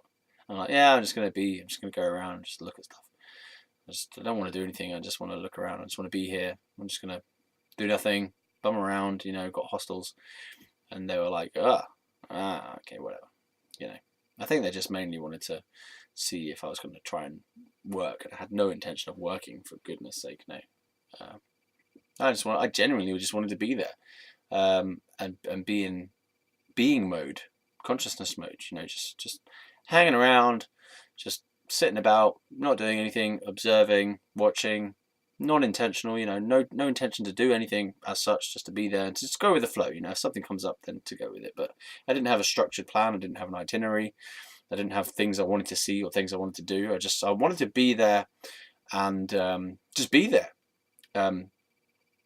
Like with no intention of anything, and that's pretty hard to do. Actually, that's really hard. You have to be quite disciplined in that. Like, you know, just spending time sitting on a chair and then having conversations with people, and you know, just trying to go with the flow as to what comes to your attention. What are you going to do? You know, I read a few bits here and there, listened to music, played guitar, spoke to people. A lot of the time I was having conversations with people, or just sitting there watching, just being observational, you know.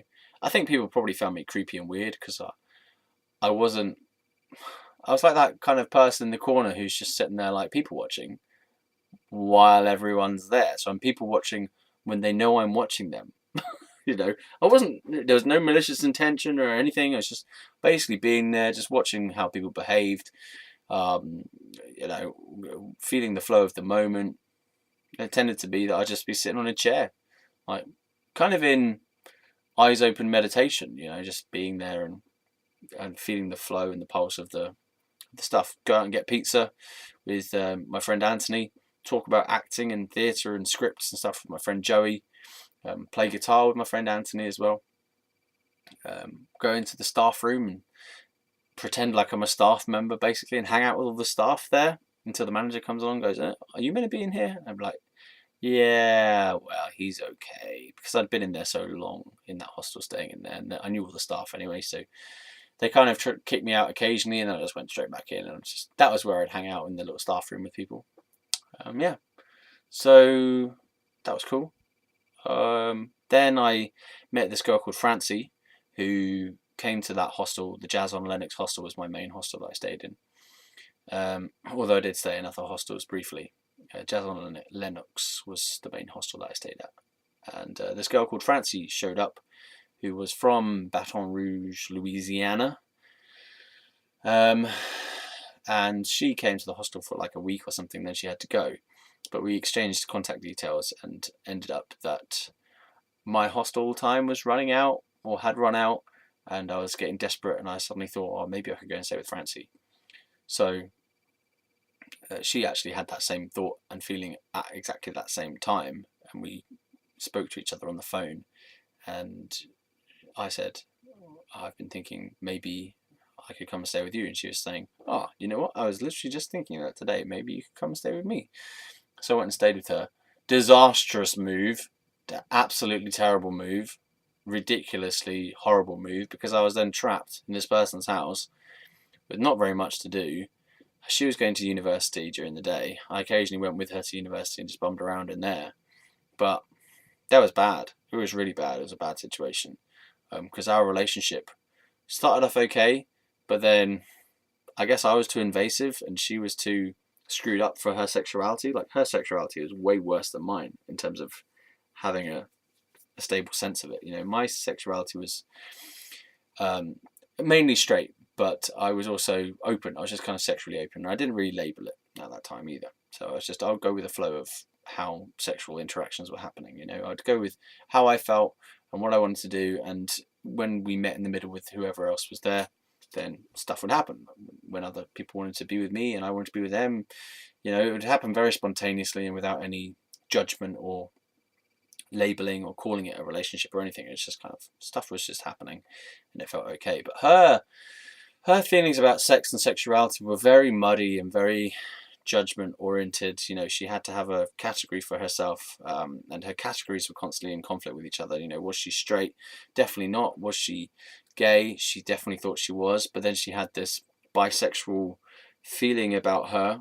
She would maintain she was a lesbian, but she had this boyfriend before I showed up, and yet she was saying she was lesbian. And then I showed up and we were getting into a sexual relationship. So her category was, she said she was lesbian, but yet she was behaving like a straight person, and yet dressing in the kind of boyish lesbian style, if that makes sense. So she was very confused in terms of her statements about herself did not match up to her actions and her deeper drives, I think. So, and it was a very tense relationship after a while. And as I said, like, she ended up kicking me in the balls, and slapping me in the face. for something that I didn't think was proportional. And I don't think it's ever proportional for someone to become violent, honestly, even though I did it myself later. But, you know, I don't think violence is ever correct action. And I was very hurt by that emotionally, and I felt traumatized by it, by being slapped and being kicked in the balls. I felt very vulnerable because I was in this person's house and I had no escape. And I feel like I went back to New York, and then I went back to stay with her a second time, and it's probably I think it was the second time actually staying with her that the kicking in the balls happened, because I made some inappropriate comment about I was tickling her to try and get her out of a bad mood, and she was snapping at me, and I said, well, it's not like I'm raping you or anything, and then she just really got pissed. She slapped me in the face, and then later on she came and kneed me in the balls and said that felt good. And I was fucked, you know. I was vulnerable. I had nowhere else to go at that time, and it just came to pass that I ended up leaving there that night and going to live on the street, well, which ended up me living under a bridge. After I tried to get into some of the neighbours' houses, just knocked on their door and asked if I could stay with them, and they said no, and they called the police, and I got picked up and put to a Greyhound bus station to get a ticket home to New York, I guess, or something. But I didn't end up going on the bus station, on the bus. Well, maybe I did. I don't know what happened. I believe that I just went walkies at some point, and then ended up finding my way back to where she lived. And instead of going back there to stay there, I found a bridge and stayed under the bridge instead. And went to the local coffee shop, which was some kind of muffin. It was called some kind of muffin name, and I ate muffins there. And got given free food from the Outback Steakhouse in that area, which was a kind of feeling of coincidence, or that God was looking after me, that because I'd worked in an Outback Steakhouse before, there was a good way for me to say, can you help me out with some food, because I'm homeless and I used to work in this place in England, and I did get food on 2 occasions from there, maybe even 3, but there was a time when they just went nah, and I'd overstayed my free food welcome. Yeah. So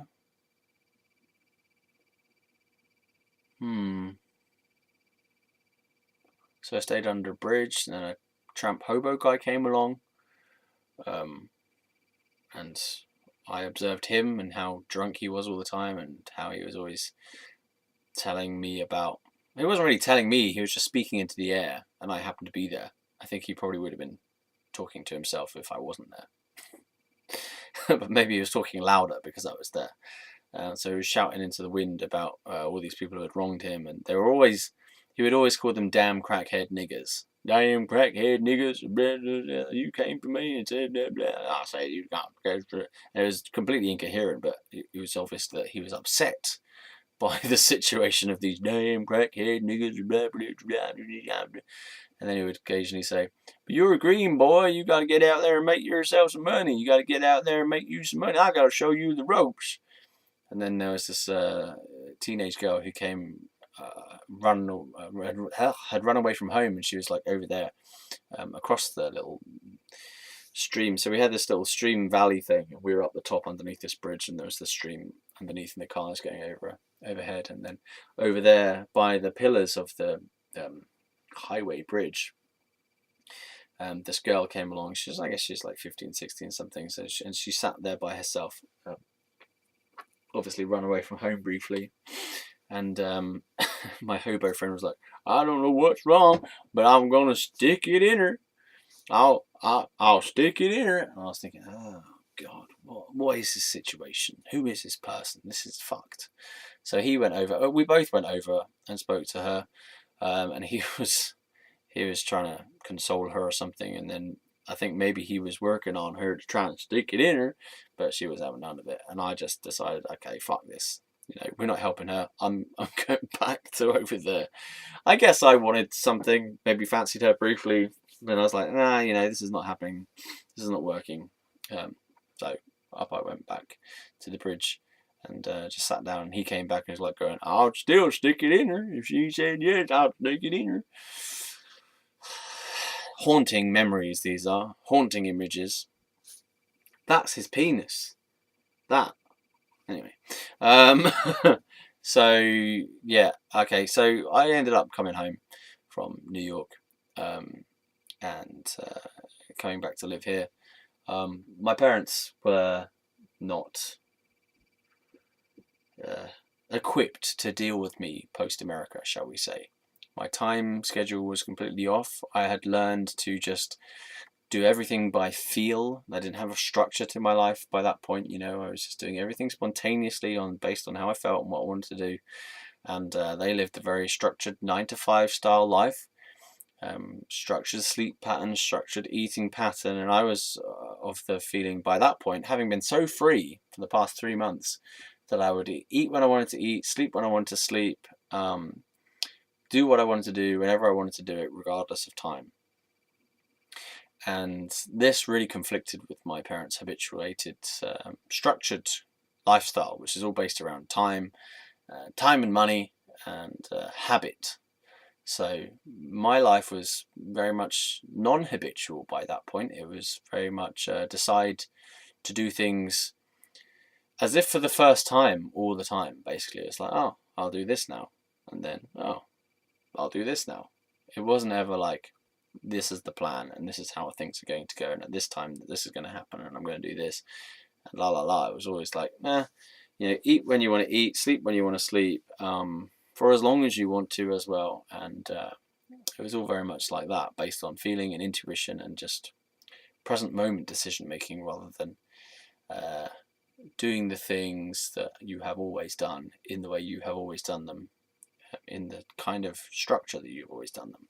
So it was none of that. My parents couldn't handle that, and they thought that I was going insane anyway, so it was even worse by the time I got back. So having loads of arguments with them. I went to stay with my gran, not with my gran, sorry, at my gran's house. And I had sex with a girl called Katie in my gran's house, in the bedroom that I was sleeping in. And then I told my gran when she came back, and she freaked out, because I just don't think you talk about sex to your grandmother. But I decided, no, if I'm going to be genuine and authentic, then I should be honest with people, regardless of whether they're my gran or who they are, but I should tell the truth. So I did. And she said, if you don't take your medications and go to a doctor, then you won't get any inheritance. Which later came back to me, and I thought, you fucking bitch. Just because I told you the truth about something, which obviously I didn't actually have to tell her, but for some reason I felt like I should tell her. Because I'd said that, she judged me as being insane. People. So that was a financial, emotional blackmail from my gran. Anyway, what else? Okay, well, so I was dealing with the mental health services on a regular basis, because they wanted me to take medication. They wanted to try and get me to rehabilitate back to normal society mode of living, but I was not interested in that, and I was just interested in my spiritual ideas and psychic abilities and higher consciousness and doing my artwork and writing my music and seeing things from a deeper place, a deeper reality that no one was seemingly able to see, that people could only see surface level stuff, which was like structure and the top level of thinking. People weren't in touch with their feelings. People were only thinking and seeing life in terms of objects mainly, rather than life in terms of sensations and experiences and intuition and feelings. So my way of being was just completely counter to their way of being, because their way of being was closed-minded, rigid, structured, habitual, and my way of being was creative, spontaneous, whimsical even, based in the body, and theirs was based in the mind, and based in concepts, and based in habitual patterns of living. So we were at complete odds with each other. And so I was chaos. I was chaos to them. They were order. And we had Barneys because I was chaos and they were order. And they were trying to impose order on me, and I was bringing chaos to their order. So it was a big mess. Okay, and so at some point I was still following the signs of the universe, so I decided to go to New York based on the signs of the universe, and then I decided to move into a room by myself, rent a room with the signs of the universe. And the reason that one came along was because I was reading the rent a room adverts in a corner shop window in Slough. This was during the time where I was like going mad with my parents. You know, they were driving me insane. Whether I was psychotic or not, the way that my parents were treating me was making me feel like I was going crazy, because of the whole chaos around us. You know, there was no break from them, and they didn't have a break from me. So we were just winding each other up, something chronic, always arguing, always some madness in the house, and not just from me, from everyone. So that's why I think it's strange that everyone focused on me as being the problem, whereas the whole family was in disarray. It wasn't just me. I think the psychosis was a family event. It was not, and it was mistaken to say that that occurred only in me. I think the psychosis, if we look at it more holistically, occurred as an event in each person in that family situation to some degree. It was a madness of the family. It wasn't a madness of me. It was a madness of the family, based inside the context of a mad society as well, by the way. So yeah, so I moved into this place because, as I was saying, I went to this corner shop and I was just looking at the rental signs for rooms to rent in Slough. I was looking at this particular one, and then randomly, the owner of that place came along to that shop at the same time as I was looking at it, and he just asked me the question, "You looking for a room?" He was Indian. He said, "You looking for a room?" And I'm like, "Yeah." He's like, "Okay, come with me. I'll show you." And he took me to the room, showed me it. And I went, "Yeah, wicked." Put the money down. I think it was like, I think it was £600 deposit and then £600 for 2 weeks. So I paid £1,200 for that. I don't know where that money came from. I must have saved up money and used my overdrafts. I think is how I did that. Because I was doing little bits of work here and there. Still, I don't know whether it was busking or what, but I did some waitering work around that time. And I had my car back because I'd sold my car to my mum before I went to New York to free up money, and then she just kind of gave me it back. I didn't have to buy it off her, so it was just a way of like her helping me to get to New York, basically, which is kind of sweet. Or maybe I did have to buy it back. I think no, I did have to buy it back. I had to pay for it back in installments. Oh, I don't know. Yeah, so I moved into this place called Winvale, down the road from here. I guess it's about a 25-minute walk. And then I got arrested because I came back here. I was frequently coming back here to kind of sort stuff out. I was trying to get rid of things and downsize all my items still. And I wanted to give away lots of different stuff to free myself from possessions at that time. And one of them was my guitar amplifier. And I put that up for free cycle. Someone was coming to collect it. I later met that same person in a what's that one? NA meeting, Narcotics Anonymous meeting, because I went there with a friend much later, and this guy was there. The guy who had taken my amp from me for free, because I'd offered it for free. So the guy who I gave my amp to showed up randomly at an NA meeting later on. I was like, whoa, this is weird. He's a very sound guy. He's a very cool guy. He's been through a lot of recovery, so he feels very human. Yeah, very real, honest. Waffles a bit, but he's a decent guy. Anyway, when I first met him, I gave him the amplifier.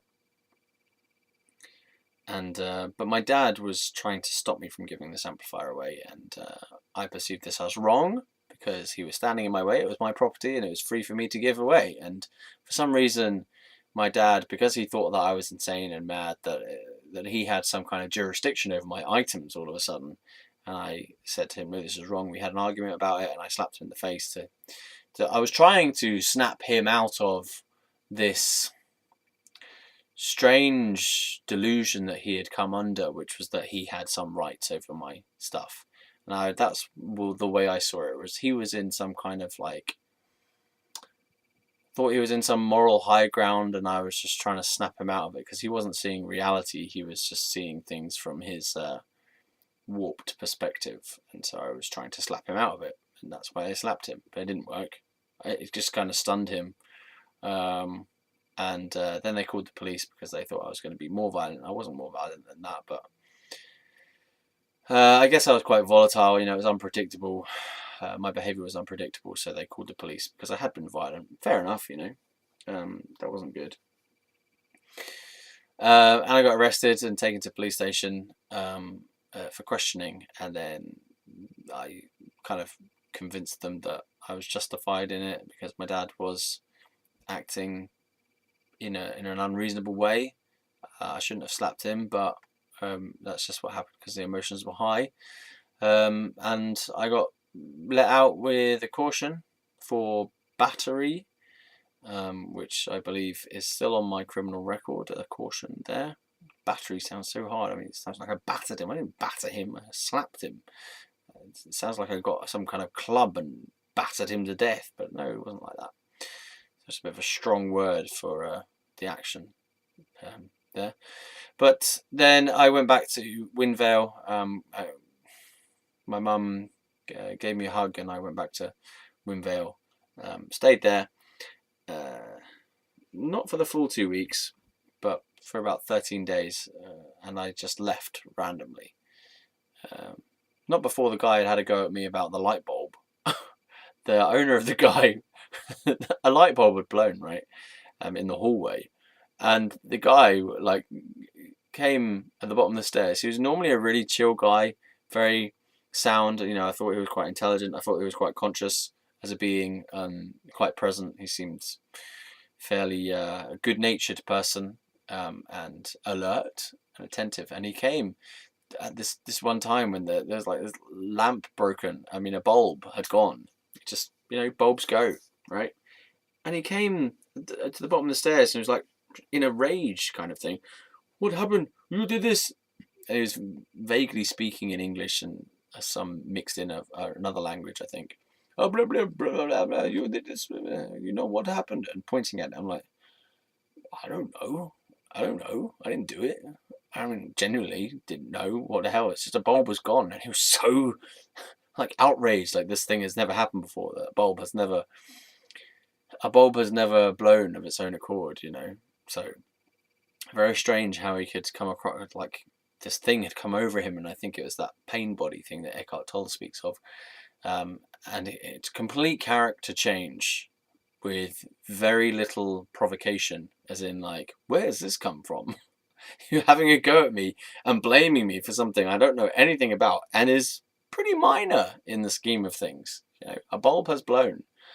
You didn't do it. Whoa, I don't know. I haven't even been here. What the hell? Where's this come from? He also tried to get me to move to a smaller room, just because they wanted a couple to move into the bigger room or something. I had a double room, and I think I said yes, but I don't know. I didn't end up going to the smaller room because it was going to happen on another date, and I didn't get that far, basically. Now, I'm trying to remember what exactly happened next, because I left the room with the intention to follow my outer purpose, which I thought at that time was to go to London. Now, I said in a previous video that I went straight to Stansted Airport. That's not correct. I did not go straight to Stansted Airport. I bought myself a high, I don't know what the word is, a thick, really thick sleeping bag, right? Proper kind of high tolerance, very, very warm sleeping bag.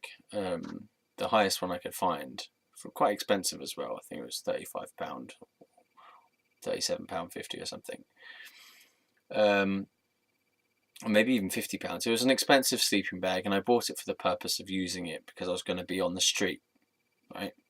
So I bought this sleeping bag. I already had a rucksack, I think, of stuff by that point. And I got on a train and I went to London.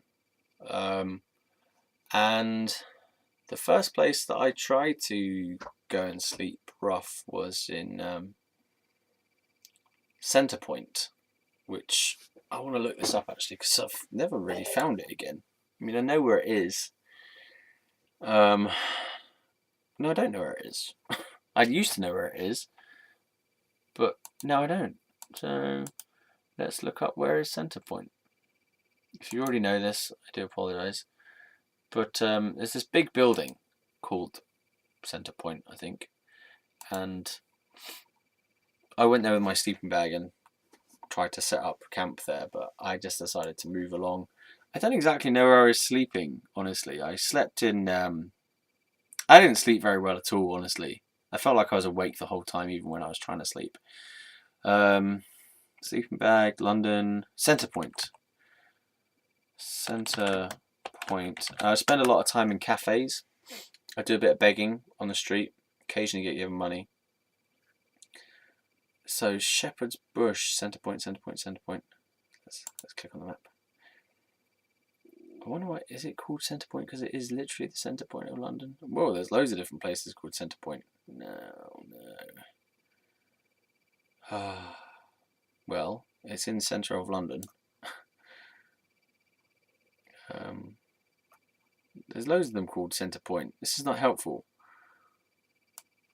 Centre Hub, Charing Cross. Oh man. I feel like it was near to Covent Garden. Centre Point, London. Centre Point is a building in central London comprising a 33-storey tower, a 9-storey block to the east including shops, offices, retail units and masonettes, and a linking block between the two at the first floor level. Tottenham Court Road. Yeah, that sounds right. Centre Point Tower. Okay, that's where it was. I thought it was near Tottenham Court Road. So I went there. Don't ask me why. It's just where I found myself. And decided to sleep somewhere. There. And there are some music shops around that area that I decided that what I would do is, actually this was genuinely what I thought my outer purpose was at that time. My life purpose was to go to London and play drums. Literally. That's what it was. I was going to go to London and I was going to play the drums and sleep rough and play the drums. So I went to these music shops because I had drumsticks already in my backpack. I went to these music shops and just went and practiced on their practice kits, the demo kits. And I'd go in there, practice for a little bit on each one, and then I'd have to go out because they were like going, this guy's been in here for ages. I genuinely thought that is what I was supposed to be doing with my life at that time. So I did that. Spent some time in coffee shops, drawing and writing and stuff, in my usual way, talking to people occasionally. And then so I guess I slept. I remember sleeping in like the doorway of a shop for a bit. It's fucking scary though to actually sleep rough on the street because you don't know who's going to show up, but you can't really sleep. I remember I slept like underneath the shutters at one point. So shutters of a shop were kind of pulled halfway down on this one particular shop. So there's this bit where you could go like underneath it. So I kind of scooched underneath the shutters and slept in this little bit there, and that was okay for a while. And then I remember sleeping down, or trying to sleep down the bottom of the stairs to a subway. So they close this gate on the subway after a certain point at night, when all the services stop. And I tried sleeping down there because it was kind of warmer, but I don't know, that didn't really work. I don't know exactly why it didn't work, but it didn't work. Either I got moved along, or I don't know, I just felt like it didn't work. And then I remember going to Starbucks's as well and staying there as long as possible, because some of those Starbucks were open really late, like 11 p.m., midnight, and I feel like some of them were even 24 hours, but I don't think I could stay for that whole time. Just because, I don't know, I just felt like I'm not allowed to, and I was constantly cold as well. Yeah. And so I would just stay awake for a lot of it, honestly. Try to sleep and always feel like couldn't really sleep because I was on the street, and it's dangerous on the street. You know, you never know who's going to be there and what they're going to do to you. And plus, I'd heard of stories of homeless people. Homeless people do get beaten up. Homeless people get beaten up by dicks because they're an easy target, and they're asleep in their bag and they get beaten up. I remember this one guy telling me that he some drunken arsehole set fire to his sleeping bag while he was in it, while he was asleep, and he woke up and his sleeping bag's on fire. You know, can you imagine how horrible that situation would be? So I was shitting myself a lot of the time. And it's just not an environment where you can sleep because of the busyness of London and the fear of being on the street, and you know, fear of being raped also was another thing. And this guy came up to me one time, and I believe he was gay. He must have been gay. I think he was gay. But he actually, although there was a strange feeling about the fact that he'd let me to stay, he never actually made any move on me sexually. So I think, if I look back at it, maybe his intention was never sexual. Maybe it was just to help me out. But I found it strange, you know, who does that? Pick you up and let you into your house and let you have a shower. And then, I don't know, it felt like there was some strange sexual tension, but nothing ever happened. Never went past anything at all. But I just felt very on edge the whole time because I felt like he might rape me at any moment if I slept. But I think I slept for a little bit, maybe like 20 minutes, half an hour there. But he gave me a shower, which was nice. Nothing happened while I was in the shower. You know, he didn't make any moves on me or anything. You know, he didn't want to see me naked, nothing like that. I feel like he was gay because he was very camp and he was a hairdresser. I know that's a generalization, but I feel like he was gay. But I think he just genuinely maybe just wanted company, and he didn't actually want anything sexual, but he was just being kind. Could be, because nothing actually ever happened. But I just felt very on edge the whole time. You know, I just felt very insecure, and not wanting to close my eyes just in case. You know, not wanting to sleep just in case. I couldn't trust him because I was on the street and stuff. Yeah, so he let me in and let me stay with him for that one night. It probably amounted to about 5 hours or something of being there. I think he came by again another night, and I just said no because I just didn't want to feel that sense of insecurity and fear. I'd rather stay on the street and go in Starbucks to get warm than to have that feeling of a sexual threat, the threat of rape. I just didn't feel like that at all.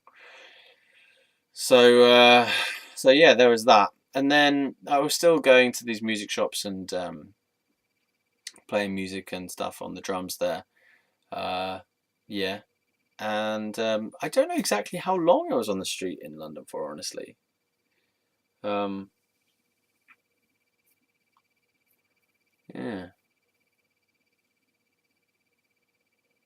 I don't know how long that was for. But I remember going to this shop to get some food. It was like, might have been a pizza shop or a kebab shop or something, and talking to the guy. I was a regular customer there. I guess I bought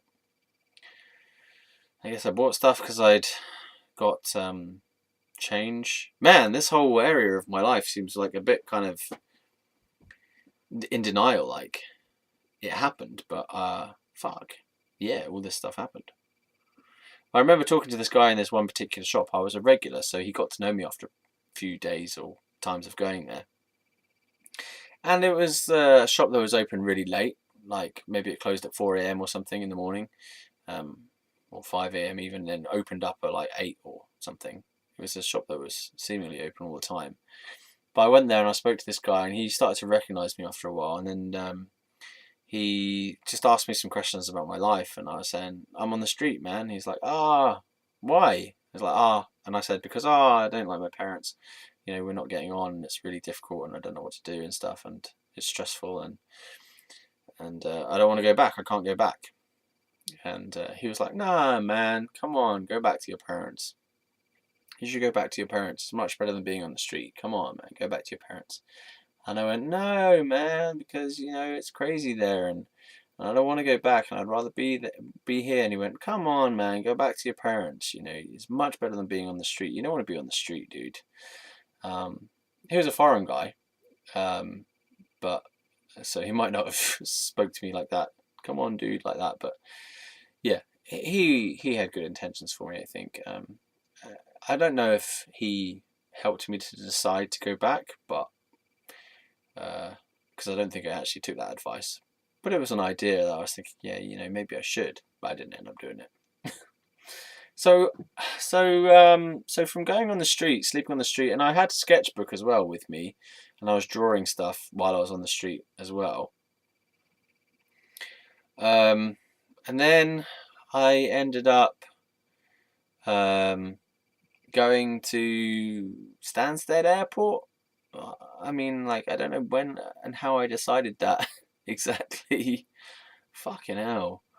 Yeah, ended up at Stansted Airport, then stayed there for 2 nights.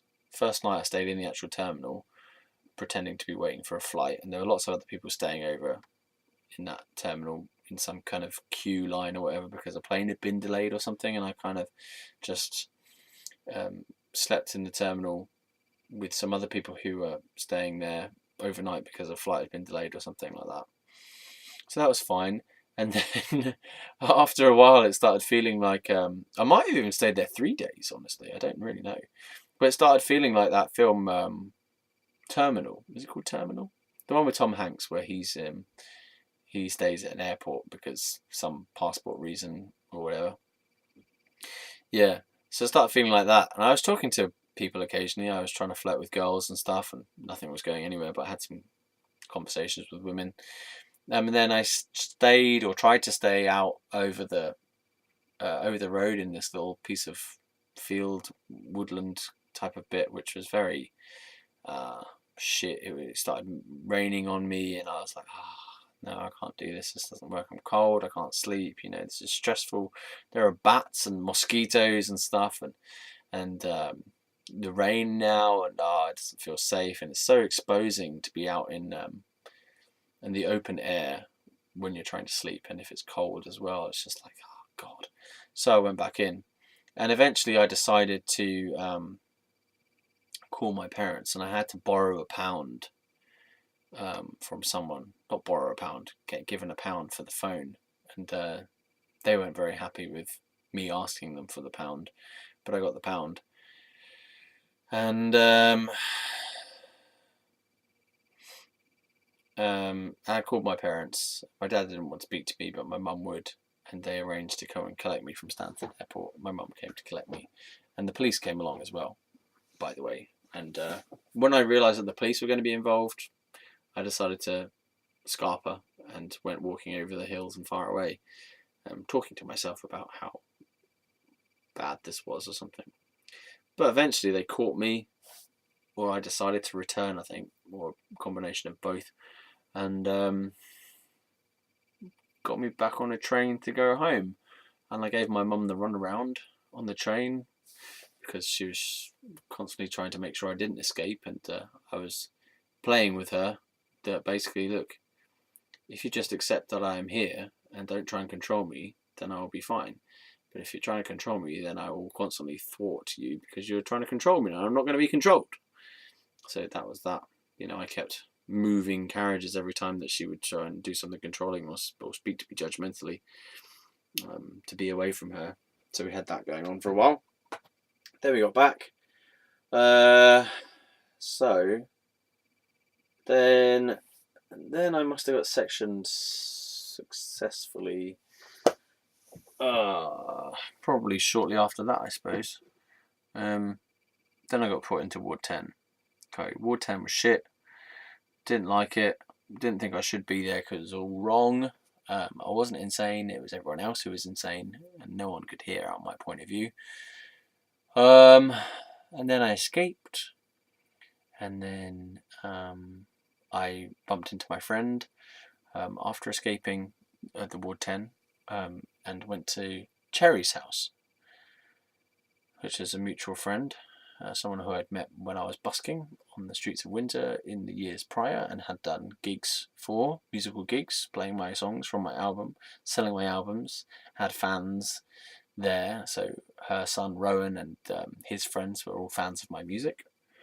And she said that I could stay there because she had a loft room, an attic room, that I could stay in, that she was happy for me to stay in, because she liked having the boys in the house. You know, it made the house feel like it was alive and stuff. And her husband had died a few years prior, or even maybe even more recently than that. So she had this kind of sense of needing extra company, I think, and wanted to take care of people, and maybe wanting more of a male presence in the house. I don't know. Yeah. So I stayed in there. So basically, I've only just got the story back to that same point again of living at Cherries. But I think that's good work. I think that's good work to have gone through that all in one go.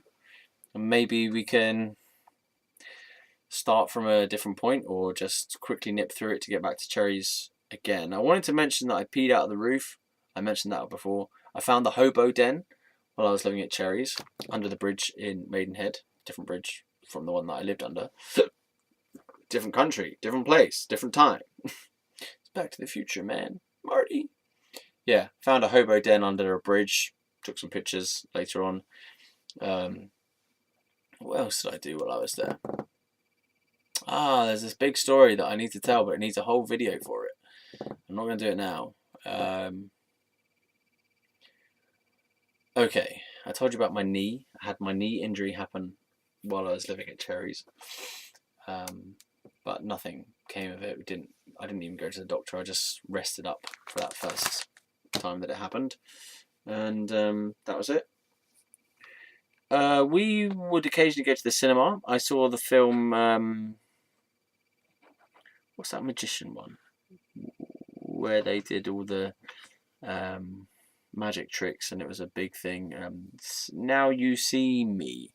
Now You See Me. I saw that first one in the cinema. No, maybe I didn't see that one in the cinema with Cherry. I saw another one which is about card games, which had some of the same cast. That's why I'm drawing that same conclusion. It was that dweeby one. I forget his name, but he's in Adventureland. And is that Adventureland? Jesse Eisenberg. Let's see what films he's in. So he was in. Come on, Jesse Eisenberg. Probably saying his name wrong. Eisenberg. So he's in another film to do with cards. Let's have a look at his. If you already know the film, I do apologise. This is probably pissing you off.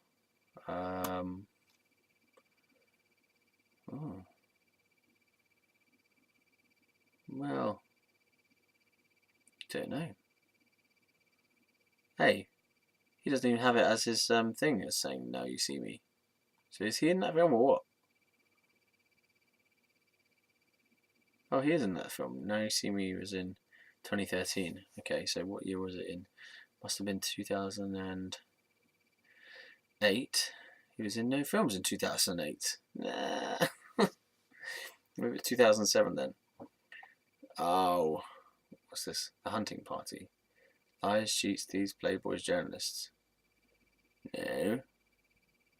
The Living Wake. A dark film about such and such. The Education of Charlie Banks.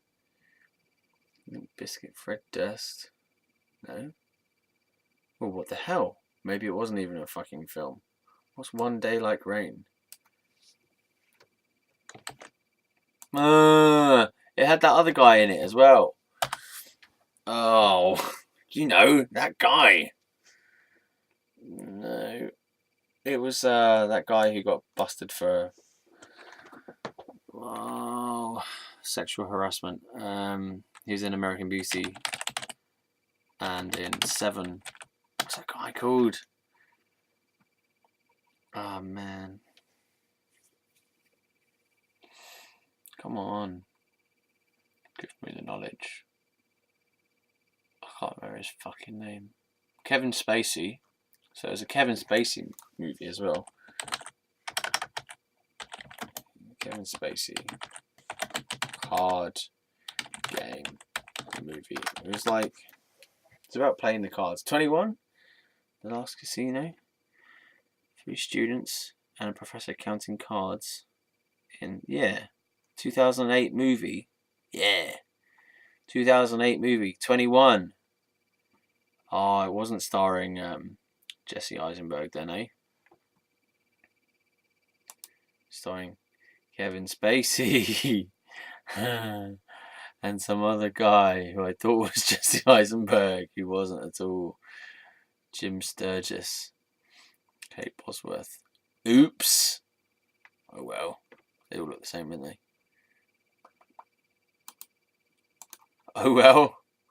That was the film I saw while I was staying at Cherry's, who she paid for. She paid for that film for me. She paid for us to go out to dinner with her random boyfriend, I think, new boyfriend. The friends of Rowan's friends used to come around and they used to play Dungeons and Dragons and stuff. Cherry was addicted to online poker. I don't even know if Cherry was working anymore at that time, or she was on a pension of something or some kind.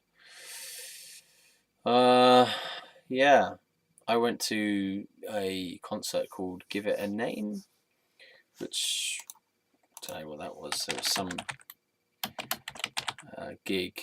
Give It a Name 2000, and it must have been 2008 then. No, 2008. Yeah, 2008. London. Give It a Name. It's an annual British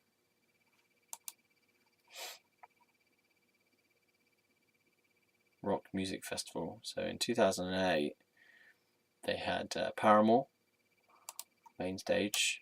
Paramore, correct. I remember my things correctly. Well, I knew, because the only reason I wanted to go there was because Paramore was playing. Rowan had suggested it, and I went to. I didn't even go to the other parts of the thing. Rowan got me this ticket to see to go into this gig, and I didn't even like see the other bands. I might have seen a bit of Finch, but I don't remember it. But I only went there for Paramore, and I just instead spent the rest of the day while Rowan was in there with some other friends or something, or by himself. I spent the rest of the day hanging about in that area of wherever the fuck it was. Which was where? Brixton Academy? Maybe. So it would where was the 2008 one then? Oh. Sheffield, England, no. Oh. It was in London. London, England. But where? Where? I don't know, it was somewhere, and I hung around there. And during that day, while I was in London that day,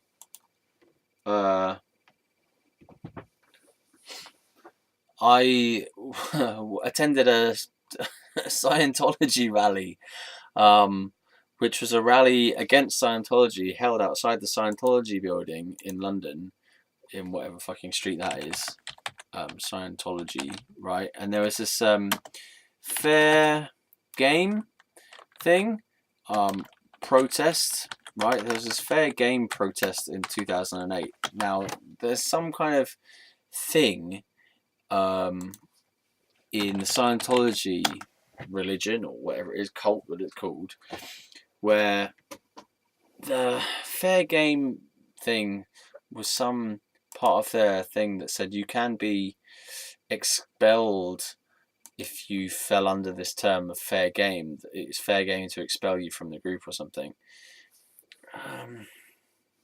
What does fair game mean? Scientology fair game. The term fair game is used to describe policies and practices carried out by the Church of Scientology towards people and groups it perceives as its enemies. Founder L. Ron Hubbard established the policy in the 1950s in response to criticism both from within and outside his organization. So there was this protest on the streets outside the Scientology building, one of the Scientology buildings in London, a big one, on that same day of the Give It a Name festival in London in 2008. Because while Rowan was going and watching all the other bands, I just went around London, right, in that same sort of area to make sure that I had enough time to get back. I was in that same area. I didn't stray far away from the gig place, wherever it was, and I think I just walked around and looked at different places in that same area. And as I say, I found this protest that was going on in outside there. They were trying to get the fair game thing removed or whatever, and there were people who had been in the Church of Scientology who'd been expelled under the fair game thing, and they felt traumatized by it, and they felt that it was wrong and it was a bad thing. I honestly didn't really know what it was all about, but I learned some of it that day. Let's have a look. So policy, it says the policy. In 1965, L. Ron Hubbard formulated the Fair Game Law, which states how to deal with people who interfere with Scientology's activities. These suppressive persons could be considered fair game for retaliation. So suppressive persons is a term used in Scientology to describe the antisocial personalities who, according to Ron Hubbard, made up about 2.5% of the population. A statement on a Church of Scientology website describes this group as including notorious historic figures such as Adolf Hitler. The term is often applied to those whom the Church perceives as its enemies, such as those whose disastrous and suppressive acts are said to impede the progress of individual Scientologists or the Scientology movement. So, if Scientology thinks you're a dick, you are fair game for retaliation, is what it's saying here. By fair game is meant may not be further protected by the codes and disciplines or the rights of Scientologists. So, in other words, a person who attacked the Church would not be protected by the Church or granted the rights of Scientologists in good standing. In December of that year, 1965, Hubbard reissued the policy with additional clarifications to define the scope of fair game. He made it clear that the policy applied to non-Scientologists as well, declaring, "The homes, property, places and abodes of persons who have been active in attempting to suppress Scientology or Scientologists are all beyond any protection of Scientology ethics unless absolved by later ethics or an amnesty. This policy letter extends to suppressive non-Scientology wives and husbands and parents or other family members or hostile groups or even close friends." So basically he's just put a clause into their religion saying, if you oppose Scientology, we say that you're fair game for retaliation. And the homes, property, places and abodes of people who've been attempting to suppress Scientology or Scientologists no longer come under our code of ethics, so we can do whatever the fuck we want by the sounds of it. In his Introduction to Scientology Ethics, published in 1968, Hubbard wrote that no Scientologist could be punished for any action taken against a suppressive person or group during the period that person is considered fair game. He made it clear elsewhere in his writings that the policy would be applied to external organizations, including governments, that interfered with Scientology's activities. He told Scientologists if the Internal Revenue Service, in refusing the founding Church of Scientology as non-profit status, if the Internal Revenue Service continues to act up, or if the FDA does sue, we can, of course, committee of evidence them, and if found guilty, label and punish them as a suppressive group and fair game. No, none is fair game until he or she declares against us. So it's just a way of declaring war on other people, basically. So there was this protest in London, on the streets of London in 2008, outside the Church of Scientology building. One of them in London. I'm sure there are more than one. I've seen more than one, I swear. And yeah, so they're having a rally against it. And I just got caught up in it. I was like, what's this? Went and spoke to people. And I spoke to people on both sides. I felt like I was doing some kind of peacekeeping mission by talking to both sides, because there are these people they're just shouting a load of noise, basically, and they're all contained by railings anyway. They're just shouting a load of noise and had a load of posters up, and there was nothing was going to happen from that. You're just going to irritate people, you know. It's a bunch of dicks in a group shouting a load of noise about fair game, and these Church of Scientology people just trying to get on with their day. Nothing happened from it, I'm pretty sure. It's just annoying for everyone walking by as well. And I did this thing where, because I realised there was no real communication going on between human beings here, it was just one bunch of dicks shouting at another bunch of dicks, that I thought I would try and try and do some peacekeeping. And what I did was I went into the Church of Scientology thing, I bought one of their Dianetics books, or was given one of their Dianetics books, I think I bought it, actually. Stupid Dianetics. I didn't read it. But then I decided, right, okay, so you lot are all like against this. Have any of you actually read their material? Have you just jumped on some kind of bandwagon? Like, here's a book of theirs. Why don't you read it first? Not that I was going to I wasn't trying to indoctrinate people or get people to come alongside. What I wanted to do was to create an actual dialogue, because people shouting at other people doesn't get anything done, and it's completely ridiculous. So I said, look, if you think they're so bad, why don't you read their point of view first, then have something to talk about generally. You know, you're not creating a dialogue by all this protesting. So you're just, from their point of view, you're a nuisance, and from your point of view, they're a nuisance. So you're not going to create any peace or harmony or common ground if you cannot tolerate the existence of another set of human beings. So I got this book and I said, right, who wants it then? You know, you all hate it. Why don't you try and actually come to understanding of each other instead? And so I tried to give out this book, and I think someone eventually took it. But I thought I was being some kind of superhero on some moral high ground there, because I was the only person in that whole situation that was moving between the two. Like, there's this crowd of dicks there and a cult of dicks here, and I was the only person who was like free to just actually, I'm going to walk in here and I talk to them, and I talk to them, and I talk to them, and sort of see both sides of the story, because it was clear that the protesters were so outraged about this thing that they weren't having a communication, they weren't having a dialogue, an interflow of information.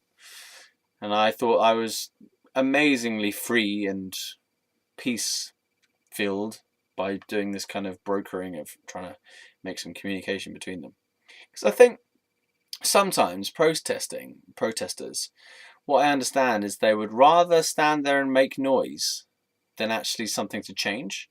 Or they'd rather stand there and be separate and hassle people than to get down to the actual nitty-gritty of figuring out compromises or changes or structures of action. So it's partly why I don't really believe in protesting anymore. I've attended various rallies and protests before, and I just think it's a lot of noise. And okay, you raise awareness, you just raise the noise level around something.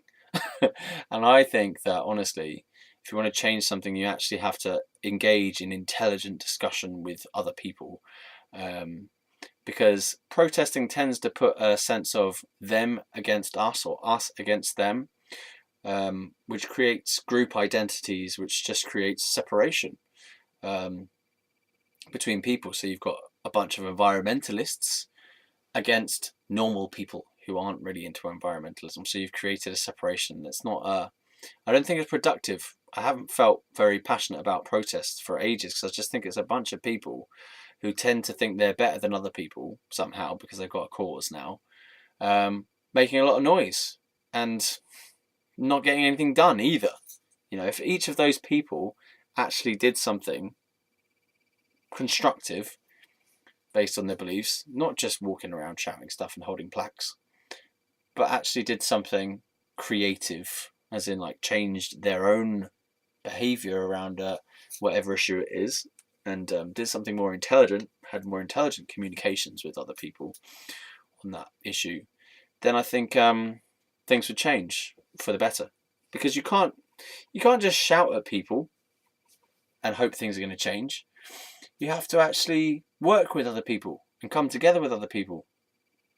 Because if you think you're better than other people and you're different or separate, or your cause is more worthy than other people's lives, and then you're just being a dick. You're just being a dick, you know. And if you're going to make changes in society happen, you have to have open dialogue. You have to have a free flow of communication. You have to have intelligent discussions happening, and you have to have intelligent actions being taken from that. Not just a lot of noise and people shouting stuff and wearing silly costumes and holding up plaques and occasionally getting violent and stuff. I just think it's silly. There must be better ways of creating social change than to march around and shout, chanting. You know, what has that ever done? Has that ever done anything? I don't know. I think it's honestly, I think it's an outdated mode of trying to get social change to happen. I think that the protesting thing is a weak method of communication. I think there are better methods of communication that we can engage in order to get personal change to happen, such as talking to people, decision makers, on a personal level, if you can, doing something independent and constructive that helps the situation. That has an influence. Or stops. If you stop engaging in behaviours that are contributing to a problem situation, then that's a contribution in itself. Okay, that'll do.